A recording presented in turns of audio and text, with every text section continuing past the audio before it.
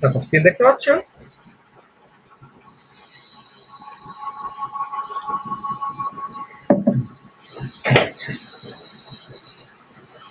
চল, আরে কম্পটন এফেক্টটা বাদ দিয়ে up to photo electric effect পর্যন্ত কার কোথায় কি অসুবিধা হয়েছিল সেটা একটুখানি বলে নাও।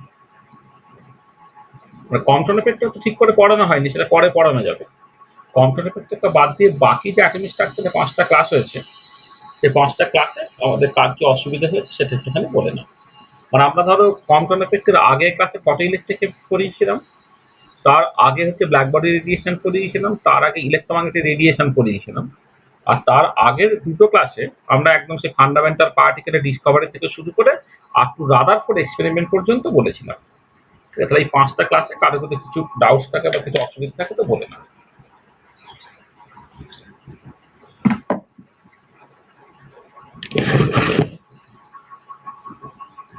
ইলেকট্রোড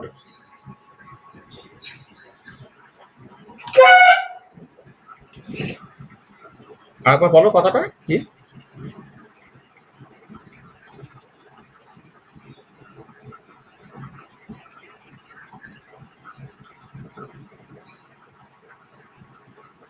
ও আচ্ছা আচ্ছা, বুঝতে পেরেছি। আচ্ছা বুঝতে, হ্যাঁ হ্যাঁ, মানে ব্যাপারটা হচ্ছে যে তোমার মানে মানে মানে হার্জের যে এক্সপেরিমেন্টের কথা বলা হয়েছিল, হার্জ এক্সপেরিমেন্টে কি ছিল না, হার্জের যেটা মোটিভেশন ছিল সেটা হচ্ছে যে যে তোমার একটা একটা ধরো মানে চার্জ পার্টিকেল মানে আয়নাইজড গ্যাস, তাকে যদি অ্যাক্সিলেট করা হয়, তার যদি ত্বরণ আসে, তাহলে সে ইলেকট্রোম্যাগনেটিক রেডিয়েশন ছাড়ে। এটা তিনি দেখেছিলেন। আচ্ছা, এবারে কথা হচ্ছে যে একটা গ্যাসকে আয়নাইজ তুমি কেমন করে করছো? আয়নাইজ করা মানে ইলেকট্রন বের করে দেওয়া।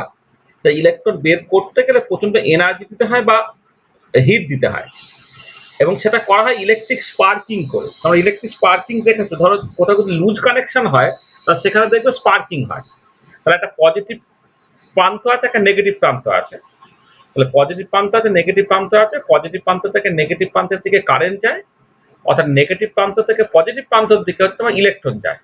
এবারে এই তারটা যদি কানেক্ট না করা থাকে, যদি লুজ কিছু থাকে, তাহলে দেখবে ইলেকট্রনটা যখন জাম্প করে যাওয়ার চেষ্টা করে, সে প্রচন্ড বেশি বিভব পার্থক্যের মধ্যে দিয়ে যাচ্ছে, তখন প্রচন্ড হিটই হয় এবং সঙ্গে সঙ্গে লাইট তৈরি হয়। সেটা বলে স্পার্কিং। তাহলে স্পার্কিং এ আলটিমেটলি যেটা হয় সেটাতে ইলেকট্রন বেরোয়। এবারে যে জায়গাটাতে ইলেকট্রনটা বেরোচ্ছে, যেটা দেখেছিলেন, হার যেটা দেখেছিলেন, সেই যে জায়গাটা, সেই জায়গাটায় যদি তোমার একটা আলট্রাভায়োলেট লাইট পাঠানো হয়, মানে লাইট ফেলা হয়, তাহলে ইলেকট্রন বেরোনোটা সহজ হয়ে যায়, বা স্পার্কিংটা ফ্যাসাইল হচ্ছে, বা পার্কিংটা ইজিয়ার হচ্ছে। তার মানে কি হচ্ছে, তাহলে লাইট পড়লে ইলেকট্রন বেরোনোটা ইজিয়ার হচ্ছে। এটাই আলটিমেটলি ফটো ইলেকট্রিক এফেক্টের জন্ম দিল। যে ফটো ইলেকট্রিক এফেক্টে আলটিমেটলি পার্টিকেল বা কর্পাসকালের ক্যারেক্টার অফ লাইট সেটা রিভিল হলো।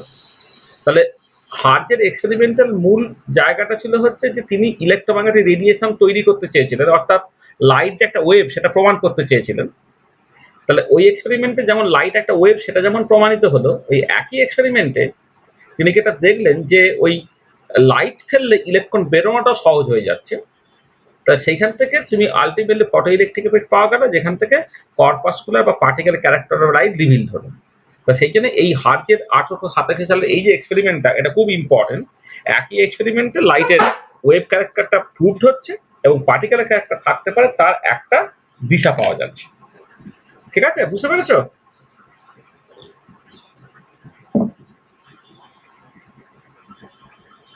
বুঝতে পেরেছো?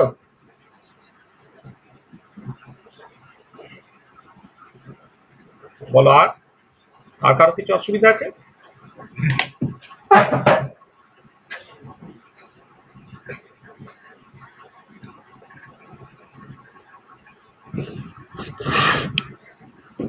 না, ওটা না বোঝার কি আছে, ওটা তো সহজতম ইকুয়েশন ছিল।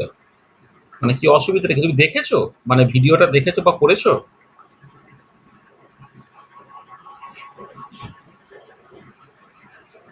কথাটা কি বলেছে বলো। মানে কি, এটা তো এটাই তো, মানে ফটো ইলেকট্রিক এফেক্ট আমাদের কিছুই শোনা হয়নি। ফটো ইলেকট্রিক ওই ইকুয়েশনটাই তো, একটাই ইকুয়েশন তো বেসিক্যালি। যে ফটো ইলেকট্রিক এফেক্টে যেটা বলা হচ্ছে যে যে একটা লাইটটা কালেকশন অফ ফোটনস, প্রত্যেকটা ফোটনের একটা এনার্জি আছে, সেটা হচ্ছে এইচ নিউ।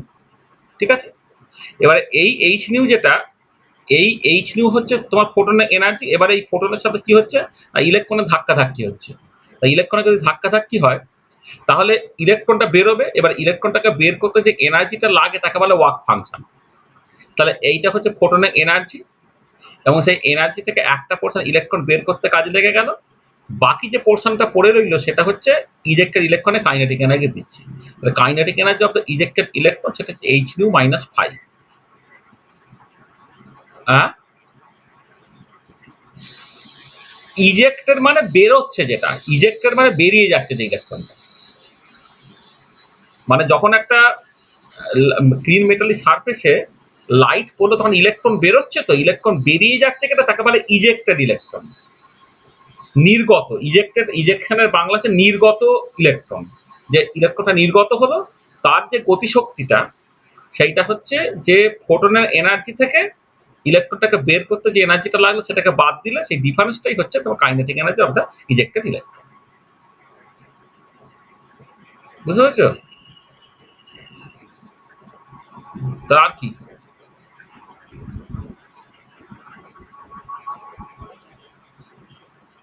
আর কোনো একটা শব্দের মানে না জানতে পারলে সেটাতে ডিকশনারি দেখতে কি হয়েছে বা গুগল করে দিতে কি হয়েছে। ইজেক্টেড সেটা তো সবাইকে জানতে হবে। ইজেক্টেডের একটা বাংলা জানেন না লোকে?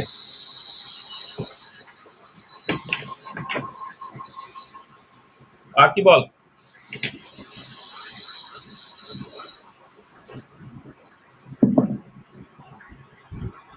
প্রত্যেকটা ক্লাস দেখেছিস? 5টা ক্লাস কি খুব ভালো করে দেখেছিস? হ্যাঁ, দেখেছিস তাহলে তো ভালো। প্রত্যেককে বলছি, প্রত্যেকে দেখেছিস? 5টা ক্লাস ভালো করে দেখেছিস লাইন বাই লাইন?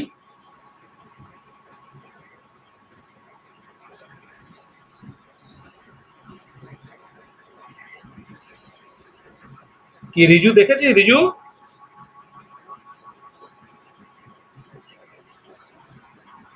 হ্যাঁ, কিছু অসুবিধা হয়েছে? কিছু অসুবিধা আছে বল?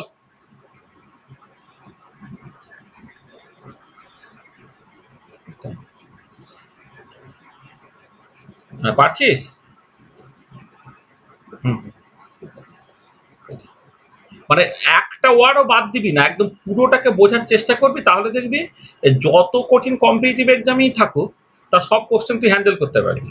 কিন্তু যদি তুই এখান থেকে কাটছাঁট করার চেষ্টা করিস বা মনে মনে অলরেডি ভেবে রেখে দিস যে না ও অ্যাডভান্স পড়ানো হচ্ছে আমি ওটা মাথায় রাখবো না, তাহলে তুই গেলি। তোকে প্রত্যেকটা শব্দ, হ্যাঁ, তুই একদম মানে সুন্দর করে ফলো করার চেষ্টা কর। যা যা অসুবিধা বল, তাহলে দেখবি সব ডাউট ক্লিয়ার হয়ে যাবে। কোনো পরীক্ষাতে কখনো অসুবিধা হবে না, যত কঠিন পরীক্ষাই হোক না কেন।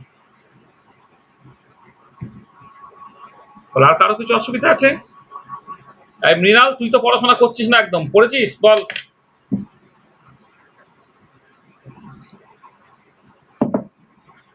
এই মৃণাল, তো কি অসুবিধা বল? মানে পড়ে বলছিস না না পড়ে বলছিস? দেখেছিস মানে কি? সব কাজ আপ টু ডেট, মানে যা ততক্ষণ পর্যন্ত যতটা পড়ানো হয়েছে সব একদম আপডেট আপ টু ডেট হয়ে গেছে? দেখলাম তো, মানে কেমন দেখে ঠিক করে বল, মেরে দেবো তোকে আমি। এই প্রীতম, দুই প্রীতম বল, প্রীতম ঘোষ, প্রীতম মান্না, কি খবর বল?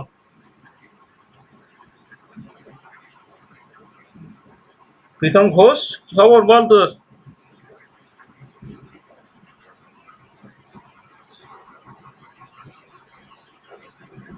লেখাটা দেখেছিস মানে কি তৈরি করেছিস, মানে প্রত্যেকটা শব্দ প্রতিশব্দ বুঝতে পারছিস? মানে বুঝেছিস কি বুঝিসনি সেটা বল। বুঝতে পেরেছিস? অর্পণ,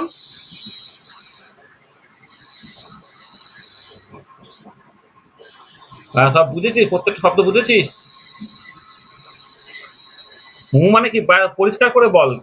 মানে কোনো জায়গায় কি বুঝতে অসুবিধা হয়েছে তাহলে পরিষ্কার করে বল। ঠিক আছে তো? আচ্ছা, চলো। আচ্ছা, আজকে আমরা যেটা নিয়ে আলোচনা করব তাহলে আজকে আমরা শুরু করি। আজকে আমরা যেটা আলোচনা করব সেটা হচ্ছে বোরস মডেল। এটা তুমি দেখো, আমরা যেটা যেটা অলরেডি পড়েছি আর কি,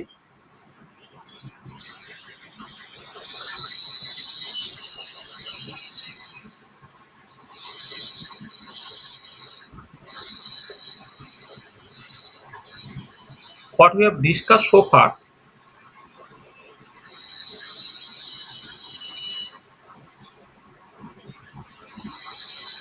দেখো, আমরা এখন পর্যন্ত যেটা পড়েছি সেটা হচ্ছে যে এই অ্যাটমিক স্ট্রাকচার সংক্রান্ত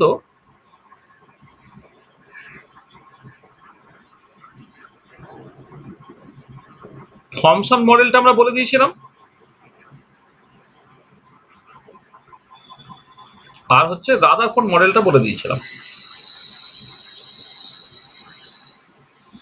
তাহলে এমনি তার আগে তো আমরা ডিসকভারি অফ ফান্ডামেন্টাল পার্টিকেল সেগুলো তো আলোচনা করেই দিয়েছি।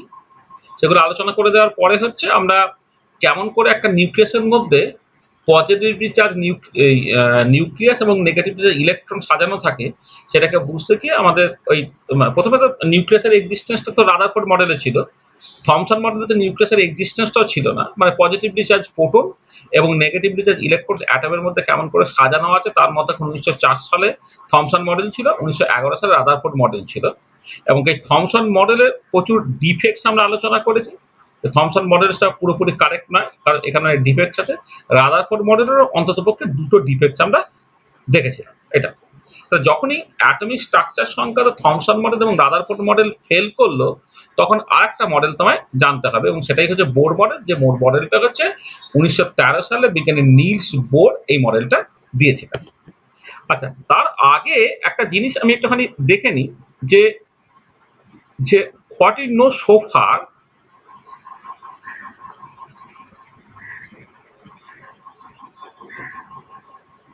আমরা এখন পর্যন্ত কি জানি একটু খেয়াল করি। মানে অ্যাটমিক স্ট্রাকচার করবো, তো অ্যাটমিক স্ট্রাকচার সংক্রান্ত কি কি ইনফরমেশন জানা আছে। দেখো দেখো অ্যাটম ইজ স্টেবল। অ্যাটম কিন্তু ইউজুয়ালি বেশ স্টেবল, কারণ এই যখন রাদারফোর্ড মডেলের যে ডিফেক্টের মধ্যে যদি এমন হতো যে ইলেকট্রনটা যখন নিউক্লিয়াসের চারিদিকে ঘুরছে সে রেডিয়েশন ছাড়ছে বলে একটা স্পাইরাল মোশন নিয়ে 10⁻⁻8 সেকেন্ডের মধ্যে নিউক্লিয়াসে ধাক্কা দিচ্ছে এবং অ্যাটমিক স্ট্রাকচারটা কোলাপস করে যাচ্ছে, তাহলে অ্যাটমটা আনস্টেবল হয়ে পড়তো, অ্যাটমিক স্ট্রাকচারটা এক্সিস্ট করতো না। কিন্তু অ্যাটমটা স্টেবল, মানে পার্টিকুলারলি যখন তুমি কোনো ইনার্ট গ্যাস কনসিডার করো, হিলিয়াম, নিয়ন, আর্গন, ক্রিপ্টন, জেনন, র্যাডন, এবং দেখেছো ওই অ্যাটমটা কিন্তু আইসোলেটেড ফ্রি অবস্থা দারুণভাবে থাকতে পারে। তার মানে পরিষ্কার হচ্ছে অ্যাটমটা হচ্ছে স্টেবল। আচ্ছা, atom is electrical neutral.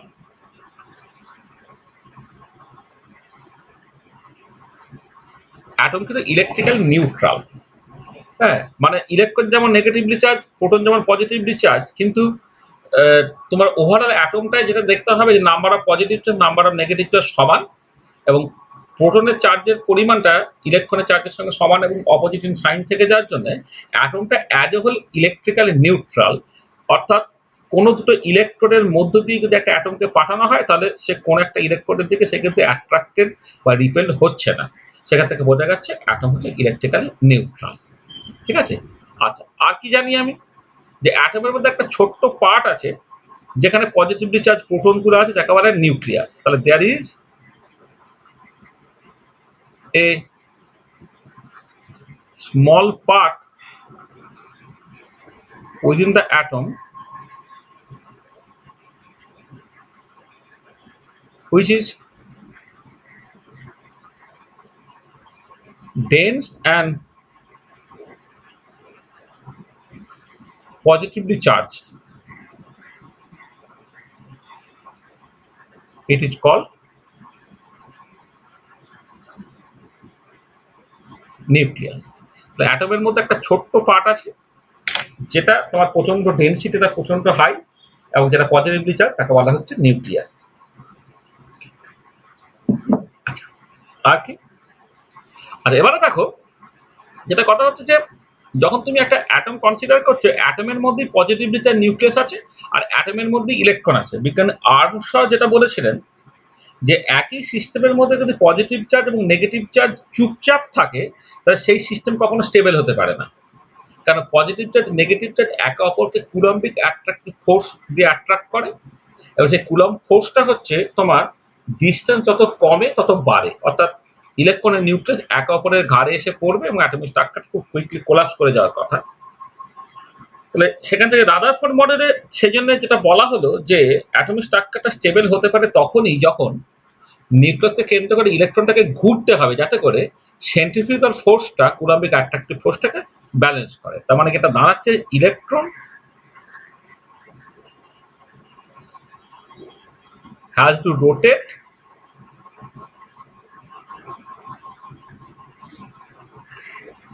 around the nucleus such that centrifugal force mv square by r, this should be equal to j d square by 4 pi epsilon 0 into r square। আমি SI এ যদি করি তাহলে mv square by r should be equal to j d square by 4 pi epsilon 0 into r square। এইটা হলো তোমার Coulomb's law থেকে electron এবং নিউক্লিয়াসের মধ্যে অ্যাট্রাকটিভ ফোর্স, আর mv স্কয়ার বাই rটা হচ্ছে অপকেন্দ্র বল, কেন্দ্র বহির্মুখী বল আর কেন্দ্রাভিমুখী বল, এই দুটো একে অপরকে ব্যালেন্স করতে হবে।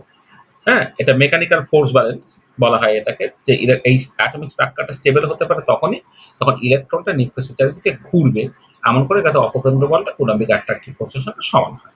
এটা this is a very very important point, এটা মাথায় রাখো। আচ্ছা, আর কি? আর যেটা জানা আছে সেটা হচ্ছে এক্সপেরিমেন্টালি যে অ্যাটমিক স্পেকট্রা, যে লাইন স্পেকট্রা, এটা এক্সপেরিমেন্টালি দেখা গেছে। অ্যাটমিক স্পেকট্রা এই যে লাইন স্পেকট্রা, আমরা যখন ওই বোর 1885 সালে হাইড্রোজেন অ্যাটমের জন্য যে এক্সপেরিমেন্টাল স্পেকট্রাটা পেয়েছিল সেটাকে লাইন স্পেকট্রা, সেটা আমরা দেখেছি। অ্যাটমিক স্পেকট্রা যে লাইন স্পেকট্রা, এই ইনফরমেশনটা আমাদের জানা আছে। আর একটা ভীষণ ইম্পর্টেন্ট পয়েন্ট যেটা বোর জানেন সেটা হচ্ছে এরকম, সে বলা হচ্ছে যে মানে hydrogen atom or hydrogen like one electron ions is a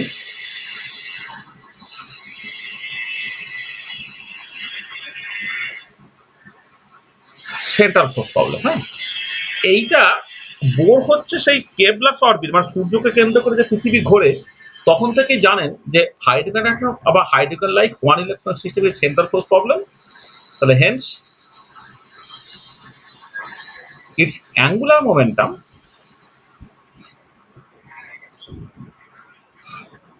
momentum কৌণিক ভরবেগ is a constant of motion. মানে কৌণিক ভরবেগটা সেটা হচ্ছে ধ্রুবক হয়, অ্যাঙ্গুলার মোমেন্টাম যে কনস্ট্যান্ট অফ মোশন। আচ্ছা, তাহলে আমরা বোর থিওরিতে যাওয়ার আগে এই পার্টটা একটুখানি এক্সপ্লোর করে নিই, যে এই যে হাইড্রোজেন অ্যাটম বা হাইড্রোজেন লাইক ওয়ান ইলেকট্রন আয়ন্স, এটাকে একটা সেন্ট্রাল ফোর্স প্রবলেম বলছে, যার জন্য অ্যাঙ্গুলার মোমেন্টামটা কনস্ট্যান্ট অফ মোশন। এইটা একটুখানি আমরা একটা ঝালি যে সেন্ট্রাল ফোর্স প্রবলেম কাকে বলে এবং এর জন্য কেনই বা কৌণিক ভরবেগ সেটা ধ্রুবক হচ্ছে। তো এইটা একটুখানি বুঝে নেওয়ার চেষ্টা করা যাক যে সেন্ট্রাল ফোর্স প্রবলেম বলতে আমি কি বুঝছি।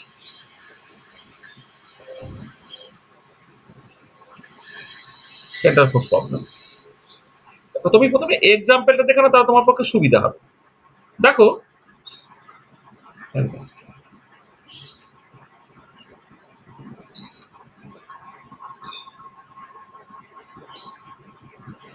তুমি যখন হাইড্রোজেন অ্যাটম প্রবলেম কনসিডার করছো, এরকম তো সিচুয়েশনটা, এই ধরো একটা সার্কুলার অরবিটের কথা ভাবো, এইখানে নিউক্লিয়াস আছে যার চার্জ হচ্ছে প্লাস জেড ইন্টু ই, একে কেন্দ্র করে আর ডিস্টেন্স একটা ইলেকট্রন আছে, যে ইলেকট্রনটা তোমার ঘুরছে। আর এবারে এই ডিস্টেন্সটা, নিউক্লিয়াস থেকে ডিস্টেন্সটা আরটা তুমি বাঁ দিক থেকে ডান দিকে নাও, এদের মধ্যে যে কুলম্বিক ফোর্স একটা কাজ করবে, যে ফোর্সটা হচ্ছে তোমার এটা কেন্দ্রের দিকে থাকবে এটা। আবার ধরো তুমি যদি একটা কে প্লাস অরবিট কনসিডার করো, একটা ইলিপস আছে, ইলিপসের কোনো একটা ফোকাসের স্থান আছে, হ্যাঁ, এবং এখান থেকে ধরো একটা দূরত্ব, যে কোনো একটা দূরত্ব ধরো, এটা আমি বললাম এটা না আর দূরত্বে আর্থটা রোটেট করছে আর দূরত্ব। তাহলে ফোর্সটা হচ্ছে এই ডিস্টেন্সের হারের বাঁ দিক থেকে ডান দিকে যাচ্ছে, আর ফোর্সটা হচ্ছে তোমার অ্যাট্রাকটিভ, এবং এই অ্যাট্রাকটিভ গ্র্যাভিটেশনাল অ্যাট্রাকটিভ ফোর্স। তাহলে এই দুটো ক্ষেত্রে কি হচ্ছে দেখো, যে কোন একটা পার্টিকেল, এখানে ইলেকট্রন এখানে আর্থ, সে মুভ করছে অ্যাবাউট এ ফিক্সড পয়েন্ট, এখানে সেটা নিউক্লিয়াস, এখানে সেটা সান, বাই এ ফোর্স। এখানে যে ফোর্সটা কুলম্বিক ফোর্স, এখানে সেটা gravitational force, by a force.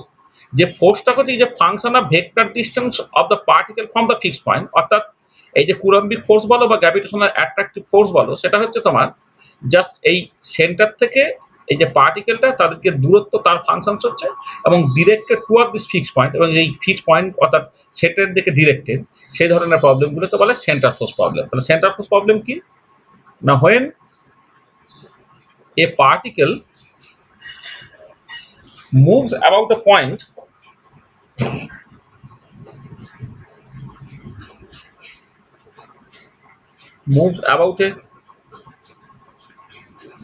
fixed point by a force which is a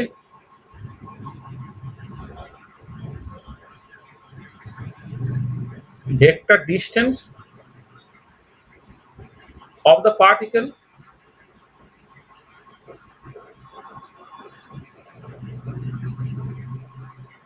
from the fixed point and directed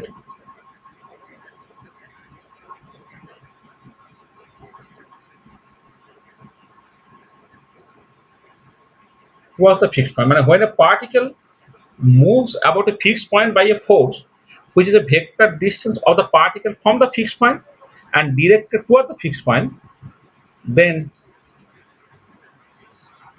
it is called a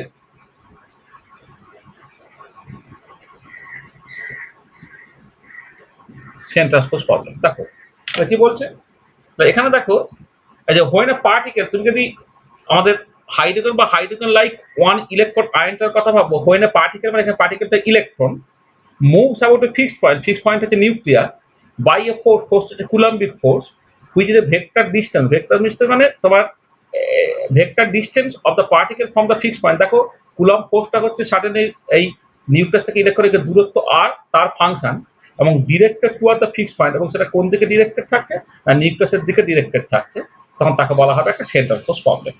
তা দেখো পরিষ্কারভাবে দেখতে পাচ্ছ যে হাইড্রোজেন অ্যাটম বা hydrogen like one electron system, সেটা কিন্তু একটা ফিক্সড, সেটা একটা সেন্ট্রাল ফোর্স প্রবলেম। ঠিক একই রকমভাবে সূর্যকে কেন্দ্র করে যখন পৃথিবী বা অন্যান্য গ্রহগুলো ঘোরে, সেটাও কিন্তু একটা সেন্ট্রাল ফোর্স প্রবলেম। ঠিক আছে, শুনতে পাচ্ছ তো আমার কথা?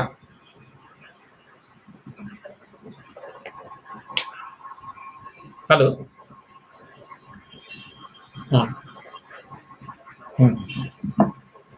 ঠিক আছে, তাহলে এইটা হচ্ছে একটা সেন্ট্রাল ফোর্স প্রবলেম। তাহলে হাইড্রোজেন অ্যাটম বা হাইড্রোজেন লাইক ওয়ান ইলেকট্রন হচ্ছে একটা সেন্ট্রাল ফোর্স প্রবলেম। আচ্ছা, এবারে এর জন্য অ্যাঙ্গুলার মোমেন্টামটা কাকে বলে দেখো, তোমাদের ফিজিক্সে অ্যাঙ্গুলার মোমেন্টাম তোমরা পড়বে, একটা ইলেকট্রন থাকতে হবে। হ্যাঁ, একের বেশি ইলেকট্রন হলে কিন্তু হবে না, একটা ইলেকট্রন থাকতে হবে। সেখানে হাইড্রোজেন অ্যাটম বা হাইড্রোজেন লাইক ওয়ান ইলেকট্রন আয়নসটাই ধরতে হবে। এখানে ইলেকট্রন যদি একাধিক থেকে যায়, ইলেকট্রন ইলেকট্রন রিপালশন থাকবে, তাহলে কিন্তু চলবে না। দেখো এখানে অ্যাঙ্গুলার মোমেন্টাম এল, সেটা হচ্ছে তোমার কত হয় জানো তো, আর ক্রস পি। তোমাদের ভেক্টর পড়া হয়েছে তো, ভেক্টরের ক্রস প্রোডাক্ট এল হচ্ছে আর ক্রস পি। আচ্ছা, এবার rate of change in angular momentum কি হবে? Rate of change in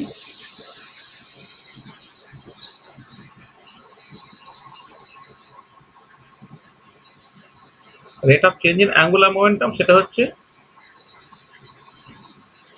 ডিএলডিটি। তাহলে আমি টাইমের বেসটাকে ডেরিভেটিভ করছি, তাহলে এটা প্রথমটা ডেরিভেটিভ হবে d r d t cross p plus r cross d p d t, এটা। আচ্ছা, এবার এইটাকে আমি লিখছি d r d t cross m into velocity plus r মানে মোমেন্টাম মানে মাস ইন্টু ভেলোসিটি, আর এখানে ডিপিডিটি মানে rate of change in momentum, rate of change in momentum কত ফোর্স দেয় এইটা, এটা কথা বলে দেখেন এমটাকে আগে করে দাও, এটা ডিআরডিটি হলো ক্রস ভেলোসিটি কত, ভেলোসিটি তো ডিআরডিটি এটা, প্লাস হচ্ছে এখানে হলো আর ক্রস এফ। এবারে দুটো same vector d r d t d r d t same vector, same ভেক্টরের ক্রস প্রোডাক্ট করলে সেটা জিরো হয়, মানে দুটো ভেক্টর যদি এ আর বি হয় ক্রস প্রোডাক্ট করলে কি হয়, এ এর ম্যাগনিটিউড এটি বি এর ম্যাগনিটিউড এটি সাইন থিটা, যেখানে থিটাটা হচ্ছে এ আর বি এর মধ্যে অ্যাঙ্গেল, তা সেম ভেক্টর হলে এ আর বি এর মধ্যে অ্যাঙ্গেলটা তখন 0 ডিগ্রি হয়ে যাচ্ছে, সাইন 0 ডিগ্রি যেহেতু 0 হয়ে যাচ্ছে সেখানে উত্তরটা তোমার 0 বেরিয়ে যাচ্ছে। সেই জন্য এই যে পার্টটা এটা হচ্ছে 0 বেরিয়ে গেল, তাহলে ডিএলডিটা কি দাঁড়ালো, তাহলে ডিএলডিটি এটা দাঁড়িয়ে গেল ডিএলডিটি সেটা হয়ে গেল আর ক্রস এফ। আচ্ছা এইটাকে বলা হয় তোমার টর্ক, এটা বলে টর্ক বলা হয়। আচ্ছা এবারে আমাদের কেসে কি হচ্ছে দেখো, ইন আওয়ার কেসে এই আর ক্রস এফ মানে আর এর ম্যাগনিটিউড ইন্টু এফ এর ম্যাগনিটিউড ইন্টু এদের মধ্যে অ্যাঙ্গেলটা কত না, অ্যাঙ্গেলটা 180 ডিগ্রি এবং একটা ইউনিট ভেক্টর অ্যালং আর ক্রস এফ। এবারে দেখো আমার কি হচ্ছে না, ডিসটেন্সটা যদি এই সেন্টার থেকে নিউক্লিয়াসের দিকে, এই নিউক্লিয়াস থেকে ইলেকট্রনের দূরত্বটা যদি বাঁ দিক থেকে ডান দিকে তুমি ধরো, তাহলে ফোর্সটা হচ্ছে ডান দিক থেকে বাঁ দিকে কাজ করছে, অর্থাৎ নিউক্লিয়াস থেকে ইলেকট্রনের দিকে যদি দূরত্বটাকে মাপো তাহলে ফোর্সটা হচ্ছে ইলেকট্রন থেকে নিউক্লিয়াসের দিকে যাচ্ছে, অর্থাৎ আর আর এফ এরা একই লাইন বরাবর কাজ করছে এবং এদের মধ্যে অ্যাঙ্গেলটা হচ্ছে 180 ডিগ্রি, তাহলে sine 180 degree, sine 180 degree value কত 0, সেখানে হয়ে গেল ডিএলডিটা 0, সেখানে হেন্স এলটা is a constant, L is a constant. তাহলে যেটা হলো দেখো একটা সেন্টার ফোর্স প্রবলেমের জন্য অ্যাঙ্গুলার মোমেন্টামটা কনস্ট্যান্ট মোশন হলো, যেটা আমি অলরেডি আলোচনা করেছি। তো দেখো তাহলে এই ডেরিভেশনটা কারো কিছু অসুবিধা হলে বলো, যে অ্যাঙ্গুলার মোমেন্টামটা তার চেঞ্জ যেটা ডিএলডিটি সেটা যদি 0 হয় তাহলে কনস্ট্যান্ট কোয়ান্টিটি ডেরিভেটিভ করলে 0 হয়, তাহলে সেই কনস্ট্যান্ট কোয়ান্টিটি এলটা হয়ে যাচ্ছে একটা কনস্ট্যান্ট কোয়ান্টিটি। অতএব যখন ডেরিভেটিভটা করেছি তোমাদের হয়তো একটু অসুবিধা হতে পারে, কারণ অনেকের এখনো ডেরিভেটিভ হয়নি, হয়তো ফিজিক্সটা কিছুটা ডেরিভেটিভ পড়িয়েছে প্রথম চ্যাপ্টারের মধ্যে, অঙ্কের ডেরিভেটিভ এখনো হয়নি, হয়তো সেখানে হয়তো একটু অসুবিধা হতে পারে, কিন্তু এটা খুব ইজি, মানে খুবই সহজ ব্যাপার আর কি। হ্যাঁ, ডেরিভেটিভ একটু হয়ে গেলে তুমি পরিষ্কার বুঝতে পারবে, এটা খুব সহজে তোমার হয়ে যাবে। হুম,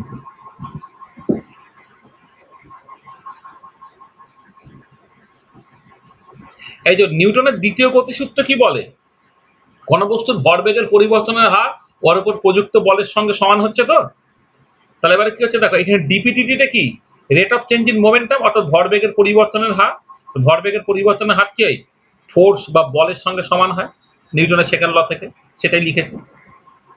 rate of change in momentum সেটা হচ্ছে ফোর্সের সঙ্গে সমান হয়, ঠিক আছে।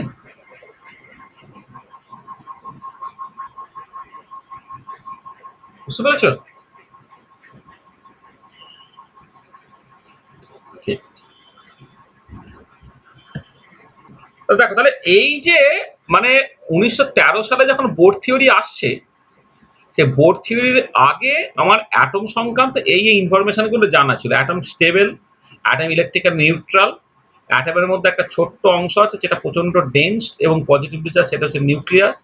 এবার অ্যাটমকে স্টেবিলিটি দিতে গেলে হচ্ছে নিউক্লিয়াসকে কেন্দ্র করে ইলেকট্রনকে ঘুরতে হবে, যাতে করে অপকেন্দ্র বলটা কুলম্বিক অ্যাট্রাকটিভ ফোর্সের সঙ্গে সমান হতে হয়।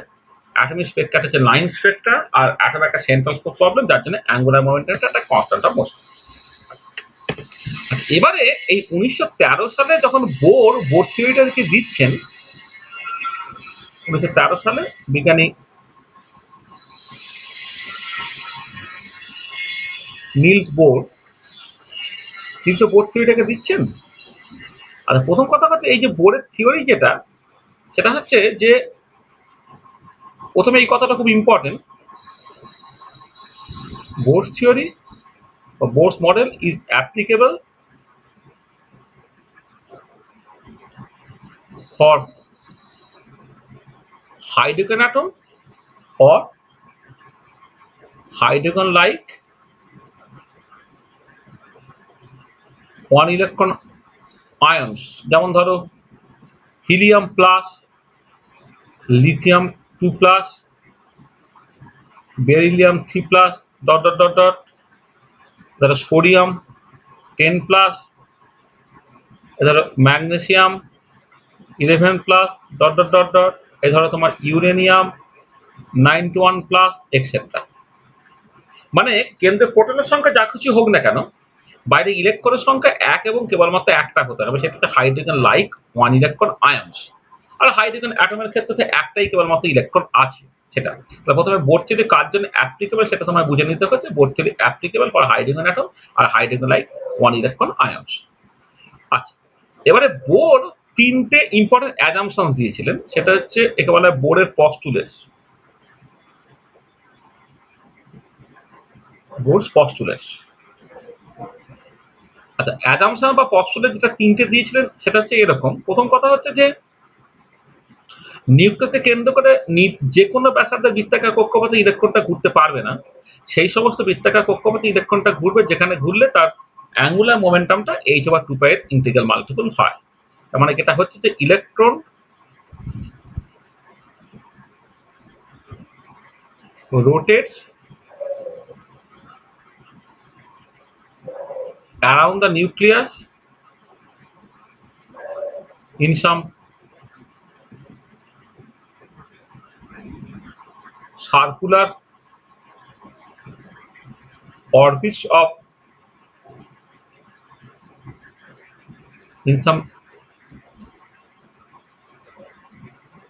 তাহলে electron rotates around the nucleus in some specific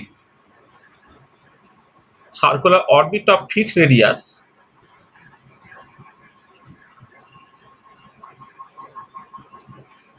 such that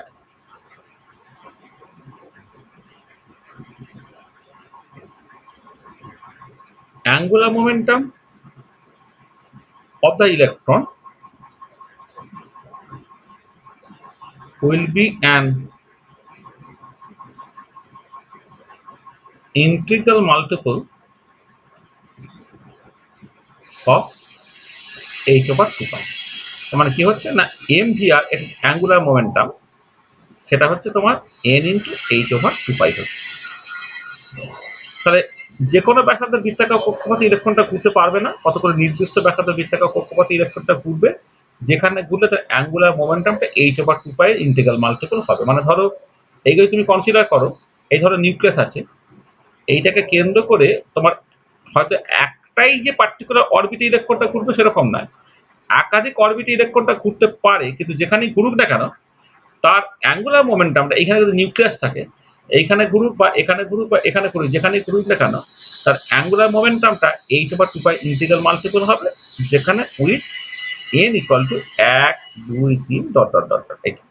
এখানে এইচটা হচ্ছে প্লাঙ্ক কনস্ট্যান্ট, এইচটা তোমার প্লাঙ্ক কনস্ট্যান্ট তোমার জানা আছে, এইচটা হচ্ছে তোমার প্লাঙ্ক কনস্ট্যান্ট।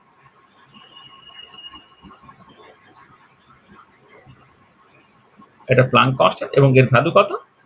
এর ভ্যালু হচ্ছে 6.626 × 10⁻34 জুল সেকেন্ড। তো এটা হচ্ছে প্রথম পস্টুলেট যে নিউক্লিয়াসকে কেন্দ্র করে যে কোনো ব্যাসার্ধের বৃত্তাকার কক্ষপথে ইলেকট্রনটা ঘুরতে পারবে না, কত করে নির্দিষ্ট ব্যাসার্ধের বৃত্তাকার কক্ষপথে ইলেকট্রনটা ঘুরবে যেখানে ঘুরবে তার অ্যাঙ্গুলার মোমেন্টামটা h/2π এর ইন্টিগ্রাল মাল্টিপল হবে। আচ্ছা, এইখানে একটা কথা বলে নিই, এই যে h/2πটা লেখা হলো না, এটা একটুখানি এমসিকিউর জন্য মনে রাখো। h/2π কে h বার লেখা হয়, এইটাকে বলা হয় ডিরাক কনস্ট্যান্ট। মানে এইচটা প্লাঙ্ক কনস্ট্যান্ট সবাই জানে, এইচ কস যেটাকে h/2π সেটা হচ্ছে তোমার ডিরাক কনস্ট্যান্ট, এটা মাথায় রাখবে। তাহলে এটা হচ্ছে প্রথম পস্টুলেট। তাহলে প্রথম পস্টুলেটটা বুঝেছো যে নিউক্লিয়াসকে কেন্দ্র করে কত করে নির্দিষ্ট ব্যাসার্ধের বৃত্তাকার কক্ষপথে ইলেকট্রন ঘুরবে যেখানে ঘুরলে তার কৌণিক ভরবেগটা h/2π এর সরল গুণিতক হবে। আচ্ছা, এবার সেকেন্ড যে জিনিসটা ভীষণ ভীষণ ইম্পর্টেন্ট সেটা হচ্ছে এই যে দেখো রাদারফোর্ড মডেলের যে ডিফেক্টগুলো আমরা আলোচনা করেছিলাম সেখানে একটা ভীষণ ইম্পর্টেন্ট ডিফেক্ট ছিল, সেটা হচ্ছে এই যে যদি নিউক্লিয়াসকে কেন্দ্র করে ইলেকট্রন যখন ঘুরছে তখন যদি সে লাইট ছাড়ে বা রেডিয়েশন ছাড়ে বা এনার্জি ছাড়ে, তাহলে সে একটা স্পাইরাল মোশন নিয়ে 10⁻⁸ সেকেন্ডের মধ্যে নিউক্লিয়াসে গিয়ে ধাক্কা মারবে, আর অ্যাটমিক স্ট্রাকচারটা কোলাপস করে যাবে। সেটা হওয়া চলবে না। অ্যাটম তো স্টেবল, অ্যাটমিক স্ট্রাকচারটা অত তাড়াতাড়ি কোলাপস করা চলবে না। তার জন্য কি ইম্পর্টেন্ট, যেটা ভীষণ ইম্পর্টেন্ট সেটা হচ্ছে যে যে অ্যাটমিক অরবিটস আর স্টেশনারি। তাহলে এখানে সেকেন্ড যেটা কথা সেটা হচ্ছে অ্যাটমিক অরবিটস আর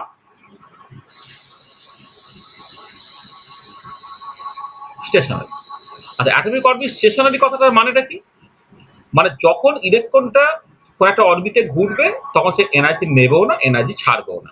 সেইটাকেই এক কথা বলা যায় অ্যাটমিক অরবিটস আর স্টেশনারি। তাহলে স্টেশনারি কথাটার মানেটা হচ্ছে যে নিউক্লিয়াসকে কেন্দ্র করে যখন ইলেকট্রনটা ঘুরছে তখন সে এনার্জি ছাড়বেও না, এনার্জি নেবেও না আর কি। হ্যাঁ, তাহলে সেই জন্য বলা হচ্ছে যে সেকেন্ড যেটা পস্টুলেট সেটাকে অ্যাটমিক অরবিটস আর স্টেশনারি। ঠিক আছে? স্টেশনারি কথাটার মানেটা তোমার কাছে পরিষ্কার থাকতে হবে যে যে তোমার যখন নিউক্লিয়াসকে কেন্দ্র করে কোনো একটা নির্দিষ্ট ব্যস্ততা বৃত্তাকার কক্ষপথে ইলেকট্রনটা ঘুরছে বা নির্দিষ্ট অরবিটে ইলেকট্রনটা ঘুরছে, সেই নির্দিষ্ট অরবিটে সে না তোমার এটা নিচ্ছে, না এনার্জি নিচ্ছে, না এনার্জি ছাড়ছে। আচ্ছা, এবার কোশ্চেন হচ্ছে যে যদি এনার্জি দেওয়া নেওয়া কিচ্ছু না করে তাহলে আমি স্পেকট্রা পাবো কি করে? অ্যাটম তো স্পেকট্রা দেয় এবং সেই স্পেকট্রা লাইন স্পেকট্রা হয়। তখন বলা হলো যে হ্যাঁ, সে এনার্জি নিতে বা এনার্জি দিতে পারে যদি একটা এনার্জি লেভেল থেকে আরেকটা এনার্জি লেভেলকে জাম্প করে যায়। তো যেটা কথা হচ্ছে যে যে যে an electron can take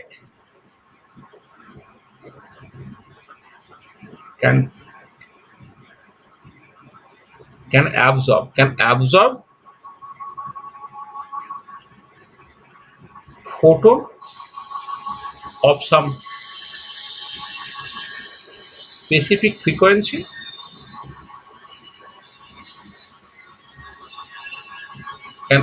can absorb photon of some specific frequency and excited from lower energy level to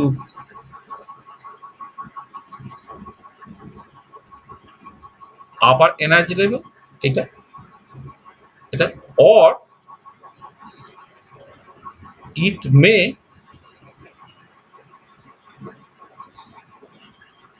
emit photon of specific frequency when it jumps from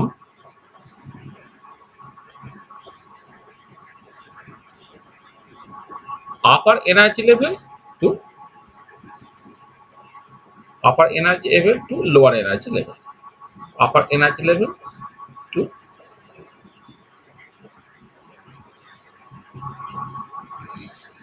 lower energy level.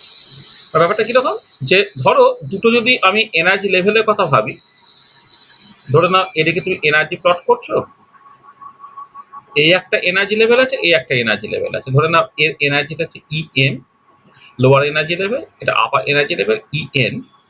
এবারে এদের মধ্যে যে এনার্জি গ্যাপটা এটা হচ্ছে delta ই, এটাকে আমি বলছি ইএন মাইনাস ইএম। এইটা এবার বলা হচ্ছে কি এই যে ডেল্টা ই যেটা ইএন মাইনাস ইএন সেটা তোমার এইচ নিউ এর সঙ্গে সমান হবে। অর্থাৎ যেটা দাঁড়াচ্ছে যে একটা ফোটন যার ফ্রিকোয়েন্সি নিউ তার সঙ্গে অ্যাসোসিয়েটেড এনার্জি হচ্ছে এইচ নিউ। এবারে যদি এমন হয় যে ইলেকট্রনটা এই ফোটনটা অ্যাবজর্ব করেছে, অ্যাবজর্ব করলে সেই লোয়ার এনার্জি লেভেল থেকে আপার এনার্জি লেভেল উঠে যাবে, এই এনার্জি লেভেল থেকে আপার এনার্জি লেভেল উঠে যাবে। আর যদি এমন হয় যে ইলেকট্রনটাই আপার এনার্জি লেভেল থেকে লোয়ার এনার্জি লেভেলে নেমেছে জাম্প দিয়ে, তাহলে সে এইচ নিউ এই ফোটন মানে এইচ নিউ এনার্জিটা ছাড়বে এবং সেটা ফোটন হিসেবে বা লাইট হিসেবে ছাড়বে। তাই এইখান থেকে তুমি বেসিক্যালি লাইন স্পেকট্রা পাবে, ওইখান থেকে স্পেকট্রা পাওয়া যাবে। তার মানে যদি এমন হয় কিছু ডিসক্রিট এনার্জি লেভেলস থাকে, তাহলে লোয়ার এনার্জি মানে একটা নির্দিষ্ট ফ্রিকোয়েন্সির ফোটন যদি সে অ্যাবজর্ব করে, সে লোয়ার এনার্জি লেভেল থেকে আপার এনার্জি লেভেলে চলে যেতে পারে। আর যদি আপার এনার্জি থেকে লোয়ার এনার্জি লেভেলে জাম্প দেয় তাহলে সে নির্দিষ্ট ফ্রিকোয়েন্সি লাইট সে ছাড়তে পারে। কিন্তু এটা ভীষণ ইম্পর্টেন্ট কথা, সেটা হচ্ছে যে এই লেভেলে যখন আছে হ্যাঁ, তখন কিন্তু এই লেভেলে থাকতে থাকতে সে কিন্তু এনার্জি নিচ্ছে না বা দিচ্ছে না, বা এই লেভেলে থাকতে থাকতে এনার্জি সে ডিগ্রো করছে না, সে অ্যাবজর্বও করছে না। বাইরে থেকে একটা সার্টেন অ্যামাউন্টের এনার্জি পেলে সে জাম্প দিয়ে একটা লেভেল থেকে আরেকটা লেভেলে চলে যেতে পারে। কিন্তু যদি এরকম হয় যে আমি এমন একটা এনার্জি দিলাম যাতে করে কোনো একটা স্পেসিফিক এনার্জি লেভেল থেকে স্পেসিফিক এনার্জি লেভেল পর্যন্ত যেতে পারলো না, এর মাঝে কোথাও গেল বা টপকে গিয়ে এখানে কোথাও গেল, সেই ফোটনটা সে অ্যাবজর্বই করবে না। তাহলে একে বলা হয় রেজোনেন্স কন্ডিশন। এই যে কন্ডিশনটা, এটাকে বলা হয় রেজোনেন্স কন্ডিশন। হ্যাঁ, যে তোমাকে যদি স্পেকটা পেতে হয়, তাহলে এই দুটো লেভেলের মধ্যে এনার্জি গ্যাপটাকে তোমাকে এইচ নিউ এর সঙ্গে সমান করতে হবে। তাহলে এই তিনটে হচ্ছে বোরের অ্যাজাম্পশন বা পস্টুলেট। তাহলে প্রথমটা তুমি বুঝলে যে নিউক্লিয়াসকে কেন্দ্র করে যে কোনো ব্যাসার্ধের বৃত্তাকার কক্ষপথে ইলেকট্রনটা ঘুরবে না, কতগুলো নির্দিষ্ট ব্যাসার্ধের বৃত্তাকার কক্ষপথে ইলেকট্রনটা ঘুরবে। যেখানে ঘুরবে তার কৌণিক ভরবেগটা h/2 ইন্টিগ্রাল মাল্টিপল হবে। ২ নম্বর, করে একটা নির্দিষ্ট অরবিটে যখন ইলেকট্রন ঘুরছে সে এনার্জি নেবেও না, ছাড়বে না, অর্থাৎ ওটা স্টেশনারি অরবিট। আর থার্ড হচ্ছে যে যদি তোমাকে স্পেকটা পেতে হয় তাহলে একটা স্পেসিফিক অ্যামাউন্ট অফ এনার্জি দিতে হবে যাতে করে লোয়ার এনার্জি লেভেল থেকে আপার এনার্জি লেভেলে চলে যায়, বা স্পেসিফিক অ্যামাউন্ট অফ এনার্জি ছেড়ে দিয়ে আপার থেকে লোয়ারে নেমে আসতে পারে। এবং স্পেসিফিক এনার্জি থেকে যেটা ছাড়ছে সেটা বেসিক্যালি একটা ফোটন হিসেবে ছাড়ছে বা লাইট হিসেবে ছাড়ছে, বা নেওয়ার সময় সে ফোটন হিসেবে নিচ্ছে বা লাইট হিসেবে নিচ্ছে। ঠিক আছে, বোঝা গেল?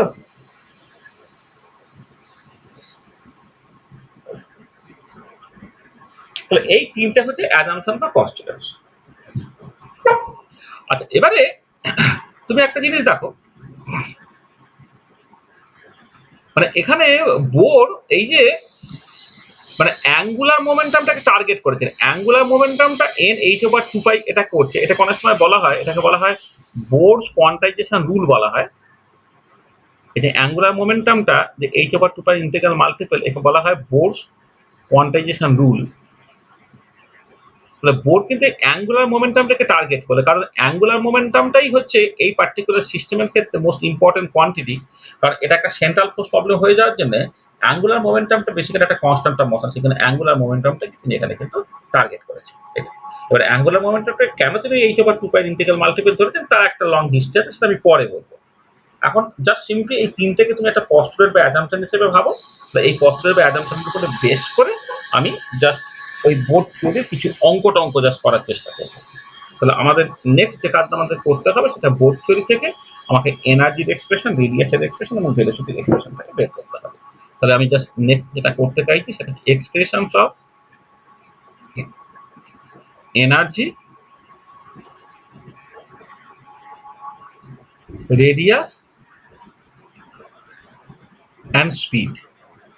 মানে বোর্ড থিওরি থেকে ওই যে ইলেকট্রনটা ঘুরছে সেই ইলেকট্রনের টোটাল এনার্জিটা, তারপরে তার যে নির্দিষ্ট ব্যাসার্ধের বৃত্তাকার কক্ষপথে ইলেকট্রনটা ঘুরছে সেই ইলেকট্রন যেই অরবিটের রেডিয়াসটা এবং কোন স্পিডে ইলেকট্রনটা ঘুরছে সেই স্পিডটা আমি বের করতে পারবো। তাহলে এখানে দেখো আমার দুটো জিনিস আছে, একটা হচ্ছে তোমার মেকানিক্যাল ফোর্স ব্যালেন্স।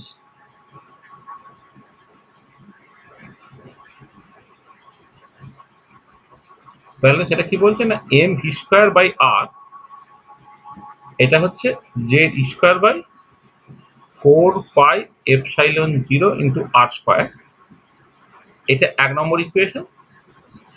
আচ্ছা, যেখানে এখানে ε0টা এখানে বলে নি, একে বলা হয় অ্যাবসোলিউট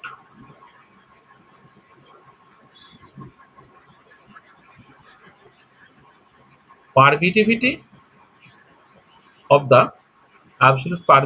অফ দ্য ভ্যাকুয়াম। এবং এর ভ্যালু হচ্ছে 8.854187 into 10⁻⁻12 coulomb square newton in the meter to the power -2। এটা এটা হচ্ছে universal constant absolute permittivity of the vacuum. তার ভ্যালুটা এখানে বলে দিলাম, আর বাকি প্রত্যেকটা টার্মের মানে তোমার কাছে পরিষ্কার আছে। হ্যাঁ, তাহলে এটা মেকানিক্যাল ফোর্স ব্যালেন্স, যে অপকেন্দ্র বলটা কুলম্বিক অ্যাট্রাকটিভ ফোর্সের সঙ্গে সমান হবে। আর কি, আর হচ্ছে বোরস কোয়ান্টাইজেশন রুল। বোরস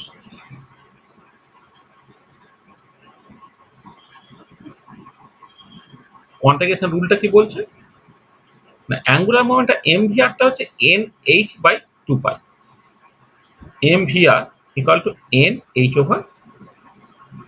এটা হচ্ছে তোমার ২ নম্বর ইকুয়েশন। এই দুটো ইকুয়েশন থেকে তোমাকে রেডিয়াস বের করতে হবে, স্পিড বের করতে হবে এবং এনার্জি বের করতে হবে। আচ্ছা, প্রথমে আমি খুব সহজে রেডিয়াসটাকে বের করি। দেখো ফ্রম ইকুয়েশন 1 তুমি কি পাচ্ছ?